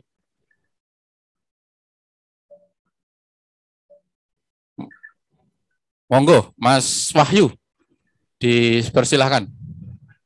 Solo unmute ya. Mas Wahyu silahkan unmute. Oke, Pak. Ya, dipersilahkan. Bisa didengar? Bisa, tapi kurang keras ya. Monggo bisa ini lebih lantang. Memang agak bermasalah. Ya, silahkan. Bismillahirrahmanirrahim. Assalamualaikum warahmatullahi wabarakatuh. Waalaikumsalam.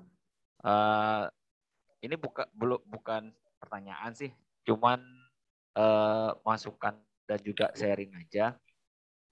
Untuk Pak NHS, tadi memang yang jadi permasalahan dari titik Pak NHS itu terkait dengan suksesi dari penyelenggara pemilu, diantaranya KPU dan juga Bawaslu. Tetapi kalau merunut, terutama saya menitik beratkan untuk kabupaten kota. Tapi kalau merunut dari kelahiran kami, saya dari Bawaslu Kabupaten Bangka Tengah, Provinsi Kepulauan Bangka Belitung. Merunut dari kelahiran kami, Bawaslu Kabupaten Kota itu dilantik pada tanggal 15 Agustus 2018. Pengumuman yang kami terima itu tanggal 13 Agustus 2018. Jadi kalau dilihat dari tanggal-tanggal tersebut, bisa dilihat bahwa kelahiran kami itu memang tidak memberikan celah bagi nanti ke depan calon Bawaslu Kabupaten Kota yang baru itu untuk merasa bahwa oh saya sudah tidak terpilih lagi, oh lebih baik saya tidak mencurahkan seluruh tenaga untuk mengawasi. Nah, jadi mungkin adanya jeda waktu yang sangat dekat antara pengumuman kelulusan siapa yang terpilih di antara Bawaslu Kabupaten Kota itu dengan pelantikannya itu sedikit menghilangkan ketakutan dari Pak NHS tadi yang mengatakan bahwa suksesi ini nanti akan menjadi suatu kendala baik Bawaslu maupun KPU. Dan begitu juga dengan KPU, di mana kemarin juga jadinya hanya 3 hari dari pengumuman, kemudian pelantikan. Nah, jadi mungkin yang perlu kita garis bawahi saat ini adalah adanya stakeholder pada saat kami Bawaslu menegakkan integritas dari pelaksanaan pemilihan itu tersendiri. Karena seperti kita ketahui 2020 saat kita Bawaslu terutama di Provinsi Kepulauan Bangka Belitung ada 4 kabupaten mau menegakkan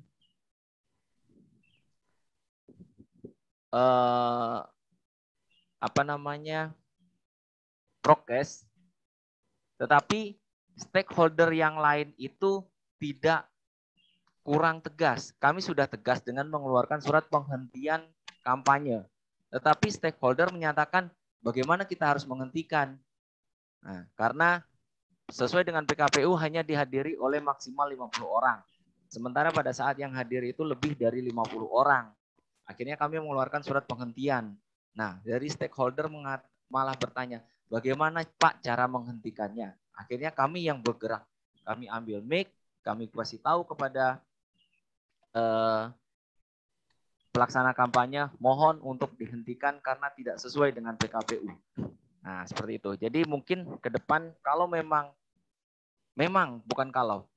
pandemi ini belum akan berakhir, kita akan tetap melaksanakan pemilu dan pemilu kada di tengah pandemi ini. Jadi mungkin kita harus bisa lebih membangun kerjasama yang baik antara penyelenggara pemilu beserta dengan stakeholder untuk bisa melaksanakan pemilu dan pemilu kada di tengah pandemi. Kami tidak pernah melakukan pesimistis yang seperti permisivisme yang seperti Pak NHS tadi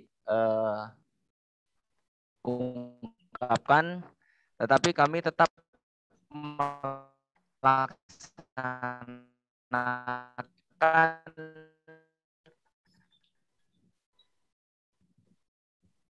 setiap kali Pak NHS. Suaranya putus-putus ya.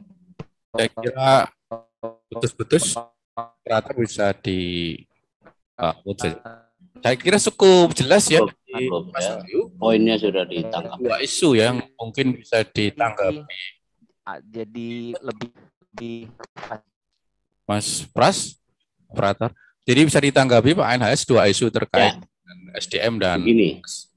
Cara berpikir seorang pejabat termasuk di dalamnya adalah penyelenggara pemilu harus mengantisipasi seburuk mungkin terhadap satu proses yang akan dilakukan.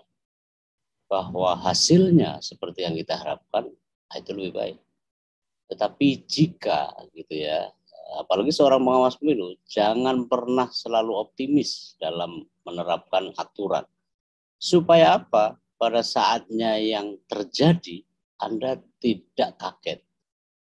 Karena saya berangkat dari pengalaman, gitu ya, dan pengalaman itu terus saya gali menjadi pengetahuan, dan pengetahuan itu saya rumuskan, ya, maka harus saya tunjukkan yang tidak enak-enaknya dulu. Kalau pengawas pemilu harus terbalik cara berpikirnya, tidak mainstream. Kalau Pak Sekda harus mainstream, harus normatif, karena memang tugas beliau fasilitasi dan administrasi menurut Undang-Undang Pemilu dan Undang-Undang Pilkada, Undang-Undang Nomor 10 Tahun 2016. Cara berpikir beliau, kalau Pak Sekda aja itu pesimis, wah, ya itu bubrah semuanya. Harus cara berpikir begitu. Seorang pengawas pemilu karakternya harus terbalik dari satu norma yang sudah ada di dalam undang-undang. Undang-undang harus jalan, iya jalan. Dan tidak ada atau sedikit orang yang mampu menunjukkan tingkat kerawanan di situ, kecuali sedikit diantaranya, seorang diantaranya adalah NAS. Nah dari situ kemudian akan terbuka. Kalau tidak kita siapkan, ya, lalu begitu saatnya di luar dugaan, wah, kita tidak siap, gitu ya. Jadi begitu, Saudara Wahyu, cara berpikirnya itu di luar soal sikap saya loh ya. Saya tidak ada urusan dengan apakah Anda mau pesimis menangkapnya atau optimis, itu bukan urusan saya. Saya tidak ada beban sama sekali. Justru saya juga bukan orang yang mensubyuh-uyuh lalu Bawaslu bagus, KPU bagus. Itu kerugian besar buat Republik ini kalau para warga negaranya jadi orang yang memuja-memuji gitu loh. Jadi harus dibalik itu cara berpikirnya. Mumpung senyampang masih jauh. Kalau tugas Pak Sekda itu pasti harus begitu gitu loh. Masa Pak Sekda ngompori yang nggak benar Pak Sekda ya. Pak Sekda itu yang penting tupoksinya jalan, fasilitasi gitu ya, petunjuk dari Kementerian Dalam Negeri dan pemerintah provinsi, apalagi men-saving anggaran, itu harus begitu. Ya kan, kalau seorang NAS sudah pensiun gitu ya, tidak ada beban lagi. Dan satu di antaranya justru karena bagian dari ekspresi kecintaan saya terhadap lembaga yang pernah dengan tertatih-tatih dan berdarah-darah saya pernah membangun sehingga Anda bisa duduk di lembaga pengawas pemilu seperti sekarang sampai ke kabupaten kota. Itu perjuangan kami itu. Nah karena itulah harus ditunjukkan itu gitu loh. Bahwa sikap saya tidak mempengaruhi sikap saya. Saya optimis atau pesimis itu tidak ada ngaruhnya sama sekali karena saya bukan pemilik otoritas gitu ya. Justru dengan saya tunjukkan supaya Anda semua jajaran Bawaslu tahu gitu loh. Ya. Tentu ini bahasanya akan berbeda ketika Anda menjelaskan itu kepada pemilih gitu ya. Supaya apa? Supaya mereka datang ke TPS punya partisipasi. Partisipasi yang dibebankan kepada KPU, partisipasi voters turnout. Tetapi partisipasi oleh Bawaslu, jajaran pengawas itu adalah partisipasi supaya tidak hanya voters turnout yang meningkat, tetapi juga adalah partisipasi dalam melakukan pengaduan laporan gitu loh. Jadi konsepnya harus beda. Karena pemilu dalam versi pengawas pemilu harus dibikin terbalik. Bukan simetris saja, tapi kadang-kadang asimetris, apalagi zaman disrupsi sekarang gitu ya. Nah, bahwa kemudian mudah-mudahan ya kita minta peralihan kekuasaan, peralihan jabatan itu smooth gitu loh. Dan tidak ada masalah. Tetapi fakta di lapangan selalu memberi pelajaran bahwa kadang-kadang ada orang yang childish gitu loh. Ini itu dan semacam. Kalau begitu Bawaslu di atasnya harus bisa memastikan pergantian itu akan bisa diikuti. Berikutnya Bapak Ibu semua penting untuk ditekankan harus mulai belajar para komisioner itu untuk yakin bahwa sekretariat jenderal, sekretariat Bawaslu provinsi, kabupaten kota untuk memperkuat juga bila perlu materi ini harus dikasih kabarkan kepada jajaran sekretariat. Dalam situasi mepetnya itu bisa smooth, stuck gitu loh. Gitu.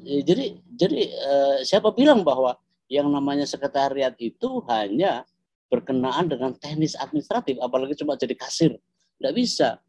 Dia punya kewajiban untuk turut juga ya mengawal terhadap kan coba dari seluruh peraturan Bawaslu tentang SOTK maupun hubungan kerja itu adalah menyediakan bahan untuk pengambilan keputusan. Kalau kalau otaknya itu tidak paham sentuhannya dengan pengawasan pemilu, dia tidak bisa. Karena itu harusnya, bahkan bila perlu, sekretariat itu jauh lebih cerdas daripada komisioner. Kenapa? Karena dia itu lama ada di situ, gitu loh. Dalam situasi apapun gitu. Terkait dengan masalah masa jabatan, saya kira itu biarlah Bawaslu di atasnya ya yang bisa menjawabnya. Baik, saya kira itu Pak Moderator. Belum dijawab. Ya. Ya, poin Pak Mas Wahyu tadi yang kedua terkait dengan tantangan penegakan prokes di lapangan ya. Oh, gitu. Saya rasa gini ya, 2020 Pilkada dan bahkan 2019 untuk Pileg-Pilpres begitu banyak pelajaran yang itu di luar perkiraan-perkiraan. Kelemahan kita di dalam membaca situasi kadang-kadang tidak tertuliskan di dalam undang-undang peraturan. Itu biasa, karena kemampuan kita kadang-kadang membuat undang-undang, membuat aturan, membuat norma itu tidak visioner. Gitu loh. Nah, dalam situasi begini bagaimana? Nah, itulah pentingnya contingency plan. Kalau terjadi begini harus begini. Maka diidentifikasi mumpung jauh-jauh hari. Legasi Bawaslu hari ini di seluruh tanah air adalah bagaimana memahamkan, melenyahkan, memahirkan semua proses yang ada dalam tahapan-tahapan tadi itu, gitu loh. Bahwa kemudian itu kan gampang koordinasi dengan Satpol PP, Anda bikin hotline secara khusus. Tidak hanya itu, saya kasih tahu, saya terapkan itu sejak awal di Jawa Tengah tahun 2003-2004 adalah bagaimana koordinasi, jangan remehkan peranan Satpol PP. Maka misalnya Anda harus bangun kesepahaman. Mereka harus dilibatkan sejak awal. Jangan pada harinya saja mengidentifikasi sesuai dengan tupoksi masing-masing. Anda sudah benar, Bung Wahyu, bahwa Anda mengambil alih. Itu bagus. Bahwa kemudian yang lainnya laporkan saja kalau dia penyelenggara pemilu, KPU-nya ngeyel gitu ya. Laporkan saja, adukan saja ke DKPP. Dalam situasi begitu tidak ada pilihan terbaik kecuali tindakan tegas. Bubarkan. Demi keselamatan semua orang. Karakter pengawas pemilu harus tegas. Jangan pelin-pelan. Jangan leda-lede gitu ya. Dia tahu nggak ya leda-lede itu? Ya harus tegas. Masa wasit kok leda-lede gitu ya? Nggak bisa. Itu Anda sudah benar. Kalau lakukan itu semua. Tegas, nggak ada pilihan lain demi keselamatan masyarakat gitu ya. Baik, gitu Bung. Ya, terima kasih. Jadi penyelenggara pemilu karakternya harus tegas, Mas Wahyu. Terima kasih. Jadi mohon maaf Mas Wahyu tadi lainnya kelihatannya tidak begitu bagus di sesi pertanyaan akhir.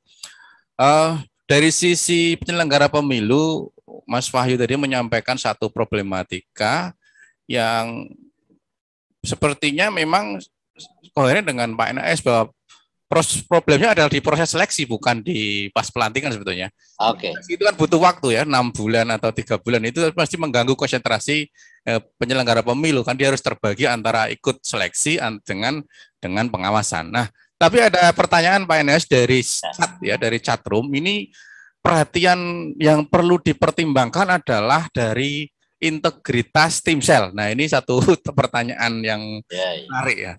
Dari pengalaman Pak NHS sebagai Bawaslu, kemudian timsel, bagaimana nih? Silakan. Begini ya, tidak mudah ini soal. Saya itu memiliki rancang bangun penyelenggara pemilu itu tidak dengan format seperti sekarang. Kalau Bapak Ibu semua paham tentang bagaimana struktur Bank Indonesia, bagaimana MA, ya, bahwa yang jadi komisioner itu adalah berdasarkan karier, gitu loh. Kariernya itu misalnya kalau dia hakim, nanti kan bisa ada hakim tinggi melalui pendidikan begini gitu loh. Bank Indonesia juga begitu. Saya pelajari tiga perbandingan penyelenggara pemilu. Di ombudsman misalnya, saya pelajari itu, merekonstruksi terhadap itu. Tapi itu tentu jangka panjang. Tapi kembali ke soal pertanyaan bahwa saya rasa awal bencana itu gitu ya, dimulai dari seleksi. Sukses tidaknya menyelenggarakan seleksi dimulai dari tim selnya. Saya termasuk yang betul-betul sewot terhadap begitu banyak tangan yang terlibat. Dulu kalau Undang-Undang 32 tahun 2004 lalu direvisi menjadi Undang-Undang 22 tahun 2007 tentang penyelenggara pemilu terkait dengan rekrutmen. Dulu orang curiga bagaimana ketua DPR dan bupati atau wali kota ikut campur karena dulu ada keterlibatan mereka. Lalu berdasarkan putusan MK, lalu kemudian diakomodasi dalam Undang-Undang 22 dilepaskan. Di Undang-Undang 15 tahun 2012 makin hilang. Tetapi kemudian dibalik lagi oleh pelaku-pelaku swasta, yang swasta ini punya kepentingan secara langsung untuk menempatkan kadernya. Tidak semua, tetapi apa yang terjadi, kadang-kadang ormas-ormas itu membabi buta terhadap keinginan untuk menempatkan karirnya. Saya bisa sebut, termasuk ada orangnya ada di sini. Dia kader terbaik pengawas pemilu, tapi kemudian gara-gara telepon seorang menteri, yang kemudian menterinya jadi pesakitan di KPK sekarang, itu mengharuskan buat lembaga penyelenggara pemilu pimpinan di pusat untuk kemudian mempromosikan dia. Apa yang terjadi? Nggak perform sama sekali. Apalagi keluarga pengawas pemilu gitu loh. Dari kasus itu saya tambahkan beberapa, termasuk diantara di Babel, termasuk kemudian yang terjadi keharusan ya. Saya bilang waktu menyidangkan di KPP ada kasus, masa ada satu yang mengharuskan untuk bisa baca Al-Quran. Saya orang Islam, tapi nggak nyaman dengan cara seperti itu, gitu loh. Ya, kita pecat itu, nggak boleh, nggak usah membuat norma baru, yang norma baru itu tidak diatur dalam undang-undang. Itu kan bid'ah. Jadi bid'ah itu tidak hanya dalam agama, dalam urusan duniawi semacam ini juga terlampau besar. Lalu orang-orang yang tidak bau-bau pemilu tuh, nggak tahu siapa orangnya dan segala macam, tiba-tiba jadi kolega, begitu banyak kawan yang kalau Anda mau tahu arah kemana corak dari formasi keanggotaan dua lembaga penyelenggara pemilu ini, arahnya kemana? Mulailah bacalah dari latar belakang tim selnya. Latar belakang tim selnya direkrut oleh pusat. Pusat siapa orangnya yang menyokong itu? Sehingga, jujur saja, corak KPU begini, corak Bawaslu begini, relasinya dengan ormas. Itu betul-betul tidak sehat. Itu mensegregasi wilayah kebangsaan, kenegaraan ke dalam wilayah privat. Hanya untuk kepentingannya. Apakah ormas tidak boleh? Boleh. Karena ormas adalah sumber kepemimpinan juga. Tetapi yang tidak boleh adalah membabi buta, menyokong terhadap kader yang incapabilities, ya, tidak capable untuk menjadi anggota penyelenggara pemilu. Dan itu adalah awal dari bencana. Jadi integritas itu ada tiga, integritas proses, ya, integritas proses mempengaruhi terhadap integritas hasil, sementara integritas proses dan hasil sangat dipengaruhi oleh integritas penyelenggara pemilunya. Integritas penyelenggara pemilu ditentukan oleh tim seleksi penyelenggara pemilu. Tim seleksi penyelenggara pemilu ditentukan oleh orang yang mempromosikan bagaimana seleksi itu akan berjalan. Begitu.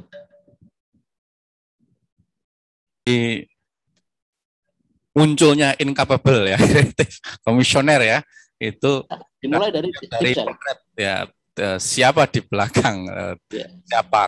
Jadi kalau Prof Muladi ingin tahu arah kemana lembaga penyelenggara pemilu, arah kemana penyelenggaraan pemilu di satu unit daerah, lihatlah dimulai dari tim selnya. Ya, cermin ya kira-kira. Okay. Anda merefleksikan banyak hal. Ya, bisa ditafsirkan ya. Oke. Jadi berikutnya ada tanggapan dari chatroom, ya, ini terkait dengan keterlibatan ya mungkin dari perangkat desa ya yang melibatkan jejaring RT RW menjadi tim ses baik itu terbuka maupun bayangan ya kira-kira begitu. Nah ini bagaimana pendapat, sementara Pak Widodo dulu ya, ini dari sisi pemerintahan, bagaimana mensikapi masih banyaknya perangkat desa yang mungkin tidak terlalu netral ya kira-kira begitu, karena ikut dalam dukung-mendukung. Kami silakan Pak Widodo. Terima kasih Pak Moderator. Prinsip begini Pak Sinten tadi, Pak Aris ya.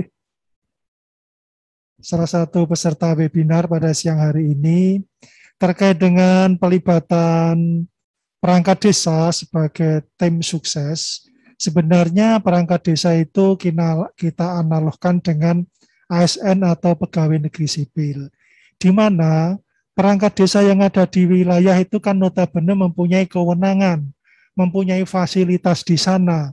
Nah, kalau seorang perangkat desa ikut terlibat sebagai tim sukses, tentunya ini kan melanggar netralitas mereka, netralitas ASN maupun netralitas perangkat desa yang dikategorikan sama dengan ASN. Nah, tentunya bagaimana menyikapi terkait dengan hal ini, kami yakin Bawaslu punya tangan panjang, baik di kecamatan maupun di desa maupun di kelurahan. Nah, tentunya manakala ada perangkat desa yang terlibat dalam hal tersebut, tentunya ini harus ada wasit, sempritan dari wasit yang ada di tingkat wilayah desa maupun di kelurahan. Nah, tentunya manakala memang benar-benar terbukti, ini nanti kan ada proses-proses hukum berikutnya. Mungkin tanggapan dari kami, ngaten Pak Moderator, yang bisa kami sampaikan kepada peserta webinar terkait dengan permasalahan perangkat desa yang menjadi salah satu atau mungkin peserta atau tim sukses di wilayahnya. Terima kasih. Ya, terima kasih. Jadi tajamnya undang-undang terkait undang-undang desa ini menjadi terata tumpul kalau terkait dengan pemilu, karena memang regulasi independensi perangkat desa itu terikat di undang-undang desa. Sementara undang-undang pemilu kurang tajam terkait peran perangkat desa ini. Ini memang salah satu problematika. Pak NHS, ini ada pertanyaan baru dari chatroom. Ini pertanyaan, bagaimana sesungguhnya hubungan KPU dan Bawaslu ya? Mengapa KPU disebut administrator dan Bawaslu disebut penjamin? Sementara di satu sisi kok yang kerja itu banyak yang di bawahan Bawaslu nih, orang lapangan. Mungkin ini perspektif teknis ya, karena yang dirasakan tadi problematikanya itu ada di sisi teknis. Tapi kemudian konsekuensinya bagaimana? Monggo dipersilakan. Baik. Jangan lama-lama juga ya, Pak Moderator. Saya jam 12 itu ngajar ya, supaya. Begini, sejarah kalau pengundangan, terutama Undang-Undang Dasar, yang mula-mula sebagai penyelenggara pemilu, yang juga berlaku di seluruh dunia, ada organisasi penyelenggara pemilu yang utama. Masing-masing negara itu beda-beda. Kalau di kita menggunakan nomenklatur Komisi Pemilihan Umum. Di tempat lain ada namanya menggunakan Dewan Penyelenggara Pemilu. Ada yang menggunakan bahkan junta penyelenggara pemilu. Ya, dan seterusnya kalau mau diperpanjang atau ikuti kuliah saya bisa itu. Nah, itu semua yang induk tadi itu disebut sebagai administrator utama pemilu, gitu ya. Tahapan-tahapan pemilu itu disebut sebagai administrasi pemilu itu sebenarnya. Ya. Don Kasana soal ini betul-betul kaya di soal itu. Nah, kemudian selalu ada organisasi yang timbul setelah organisasi utama. Undang-Undang Dasar 45 pasal 22E ayat 5 ya. Jadi 1 sampai dengan 5 itu Undang-Undang Dasar itu mengkerangkakan tentang prinsip-prinsip pemilu, tapi di ayat 5 itu pasal 22E ayat 5 itu suatu komisi yang bersifat nasional tetap dan mandiri. Ya. Kata-kata nasional, tetap dan mandiri itu permanen. Lalu sebenarnya itu yang diklaim pada awalnya oleh jajaran KPU, terutama di tahun 2003, 2004 hingga 2009, bahwa satu-satunya lembaga penyelenggara pemilu adalah semata KPU yang alamannya ada di Imam Bonjol. Ya, lalu kemudian Anda harus tahu sejarah, terutama jajaran Bawaslu. Kami pada saat saya jadi ketua Bawaslu dan anggota itu mengajukan uji materi gara-gara KPU juga. Ialah supaya KPU itu dilepaskan urusannya terkait dengan rekrutmen. Lalu putusan MK ya nomor 111 2010 ya, 8 dan 2010 itu kemudian mengabulkan, dan sejak itulah rekrutmen pengawas pemilu tidak lagi separuh diantaranya yang namanya penjaringan, tetapi langsung penjaringan dan penyaringan oleh Bawaslu. Ya itu, dan akhirnya Panja, panitia kerja perubahan atau revisi Undang-Undang 22 menjadi Undang-Undang 15 tahun 2011, kebetulan ketuanya adalah Pak Ganjar Pranowo, sekarang gubernur kita, itu kemudian mengakomodasi apa yang diajukan oleh kami, ketua dan anggota Bawaslu waktu itu, lah kami mandiri. Dan putusan MK tadi mengartikan bahwa namanya penyelenggara pemilu itu tidak semata KPU yang dijalani membocor, tapi juga Bawaslu. Lahir kemudian di undang-undang itu memungkinkan adanya DKPP. Jadi 3 lembaga penyelenggara pemilu, administrator utama pemilu adalah KPU, karena dia adalah induk. Lalu adalah Bawaslu, Badan Pengawas Pemilu, yang mengawasi terhadap proses tahapan pemilu dan juga orang-orangnya. DKPP mengawasi KPU dan Bawaslu. Dalam artian itu, ya kalau Anda boleh setuju dengan saya, adanya DKPP itu untuk Bawaslu dan KPU. DKPP itu untuk KPU dan Bawaslu. Bawaslu ada untuk KPU. KPU ada untuk pemilu. Kalau lihat dari kronologis itu. Karena administrator utama pemilu itu adalah induk. Kalau administrator utama pemilu itu tidak mungkin tidak ada. KPU, pemilu tanpa KPU itu tidak mungkin. Pemilu tanpa Bawaslu masih mungkin. Apalagi tanpa DKPP jauh lebih masih mungkin. Anda harus tahu soal ini supaya apa? Supaya Anda paham betul bahwa keberadaan Anda itu adalah keberadaan karena budi baiknya undang-undang. Undang-undang adalah pembentuk undang-undang, DPR dan pemerintah. Disodok oleh Bawaslu zaman kami, jadilah Bawaslu sampai kabupaten kota ini. Kalau begitu, Anda posisi sekarang masih dalam jabatan ini sebagai penerima derma, bukan penerima sejati. Belum. Nah, karena itulah Anda tertantang, gitu loh. Jadi kebutuhan Anda itu hadir sebagai penyelenggara pemilu, namanya pengawas pemilu itu, kalau bisa, bukan karena memenuhi undang-undang, tetapi memenuhi kebutuhan yang diperlukan untuk pemilu itu sukses. Pemilu itu berintegritas. Dan 5 tahun sekali untuk aja dia udah Undang-Undang 7 2017 itu nggak direvisi. Kalau direvisi, eksistensi Anda pasti akan ditanyakan. Karena itu siklus yang sudah ada sejak 20 tahun terakhir gitu loh. Itu kalau Anda mau terima, kalau enggak ya enggak apa-apa. Karena itulah akhirnya jadi penting untuk Anda pahami. Thank you.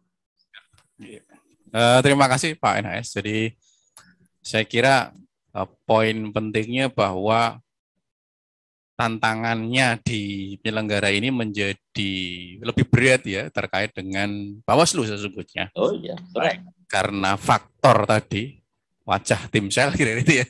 Yang kedua fungsi penjamin tadi ya, fungsi penjamin, dan tentu yang ketiga terkait dengan bagaimana kewajiban maupun spirit dari Bawaslu ini untuk memastikan bahwa memang pemilu berjalan dengan baik, berintegritas ya dan seterusnya tadi dan bermartabat. Nah, Bapak Ibu sekalian, sahabat Bawaslu, bagi yang belum sempat absen, kami persilahkan untuk absen agar nanti dilayani staf kami dalam memberikan sertifikat, kira-kira begitu.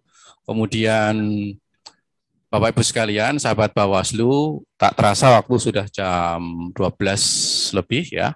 Jadi tadi Pak NHS sudah menyampaikan akan segera mengajar kira-kira itu ya. Yang kedua memang Pak Sekda juga jam 12:30 ada agenda. Tentu diskusi sebenarnya sangat menarik. Mungkin tidak semua karena via Zoom ini pertanyaan-pertanyaan tidak mungkin belum tuntas betul sebenarnya, termasuk masih ada yang pertanyaan terkait tim sel kira-kira begitu. Tetapi memang ini dinamika tentu bisa ditanyakan langsung ya kira-kira gitu. Saya kira Pak NHS nanti bisa menjawab ya beberapa apabila masih ada pertanyaan-pertanyaan yang muncul kira-kira bisa berkomunikasi dengan beliau. Kemudian Bapak Ibu sekalian, jadi sebelum kita akhiri, kami beri waktu kepada Pak NHS dan Pak Widodo untuk menyampaikan closing statement barang 2-5 menit. Ya. Kami persilakan Pak Wid. Terima kasih Bapak dan Ibu sekalian peserta webinar pada siang hari ini. Kami sebagai wakil dari pemerintah daerah, khususnya Kabupaten Sukoharjo, sangat berharap peran serta Bapak dan Ibu sekalian, seluruh warga untuk berpartisipasi dalam rangka menyongsong dan mensukseskan pemilu 2024 yang akan datang.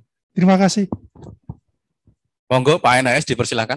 Ya, singkat saja buat jajaran Bawaslu, tantangan Anda untuk bisa memenuhi kebutuhan tidak hanya karena kebutuhan yuridis, tapi sosiologis. Thank you, itu aja. Ya, terima kasih. Luar biasa, tepuk tangan untuk kita semua yang hadir. Terima kasih atas kontribusi kehadirannya Pak NHS, Pak Widodo, teman-teman dari Bangka Belitung, Sulawesi, Banten, dan tadi ada yang dari Sumatera, ya, ada yang dari Jawa Tengah, cukup banyak ya, yang mau hadir dalam acara webinar Pojok Pengawasan Bawaslu Kabupaten Sukoharjo, diskusi tantangan kelembagaan Bawaslu dalam pemilu tahun 2024. Ya, jadi luar biasa. Jadi kami mewakili Bawaslu Kabupaten Sukoharjo sekali lagi mengucapkan terima kasih, dan dengan sebelum kita akhiri, dari Ketua Bawaslu Kabupaten Sukoharjo ada hal yang ingin disampaikan kepada narasumber. Ya, sementara virtual dulu Pak NHS. Jadi ini ada sertifikat ya. Secara simbolik kami persilahkan kepada Ketua Bawaslu untuk menyampaikan sertifikat narasumber kepada Bapak Widodo dan Bapak NHS. Jadi kami persilakan Mas Bambang. Jadi untuk Pak NHS ini virtual, nanti akan kami sampaikan via pos ya ke dalam atau ke kantor Visip Undip. Jadi sahabat Bawaslu sekalian, jadi ruang webinar ini memang dilaksanakan oleh Bawaslu dalam rangka untuk memastikan tadi skenario terburuk ya. Jadi kita harus mempersiapkan diri jauh-jauh hari agar pemilu menjadi lebih baik di masa yang akan datang. Kami persilakan Mas Bang. Monggo.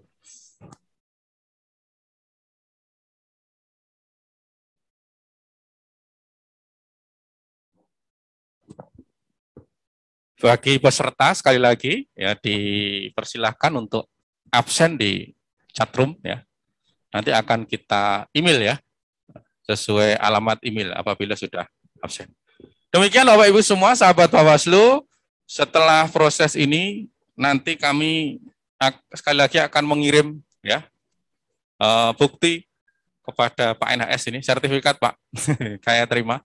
Oke, thank you. Oke, thank you. Mohon materi bisa dikirim ke chatroom Pak NHS. Oke, yes. Saya usahakan ya. Biar teman-teman bisa mendownload. Sahabat Bawaslu yang hadir dalam agenda webinar, sekali lagi kami dari Bawaslu menyampaikan terima kasih dan penghargaan setinggi-tingginya kepada Bapak NHS dan Bapak Widodo, Sekda Kabupaten Sukoharjo, dan semua peserta dari seluruh Indonesia yang berpartisipasi mulai dari Komisioner Bawaslu, Komisioner Bawaslu Kabupaten, Provinsi, mantan Panwas ya, mantan PTPS, dan juga mantan peserta SKPB ya, dan warga masyarakat di seluruh Indonesia yang terlibat dalam proses menjadi peserta webinar pada siang hari ini. Bersama Bawaslu kita upayakan untuk menegakkan keadilan pemilu tidak hanya sesuai undang-undang tadi, amanat Mas NHS ya. Dari saya selaku host dan moderator pada acara siang hari ini mengucapkan permohonan maaf apabila ada hal yang kurang berkenan, ada salah kata dari saya sekali lagi menyampaikan permohonan maaf yang sebesar-besarnya. Akhirul kalam, assalamualaikum warahmatullahi wabarakatuh.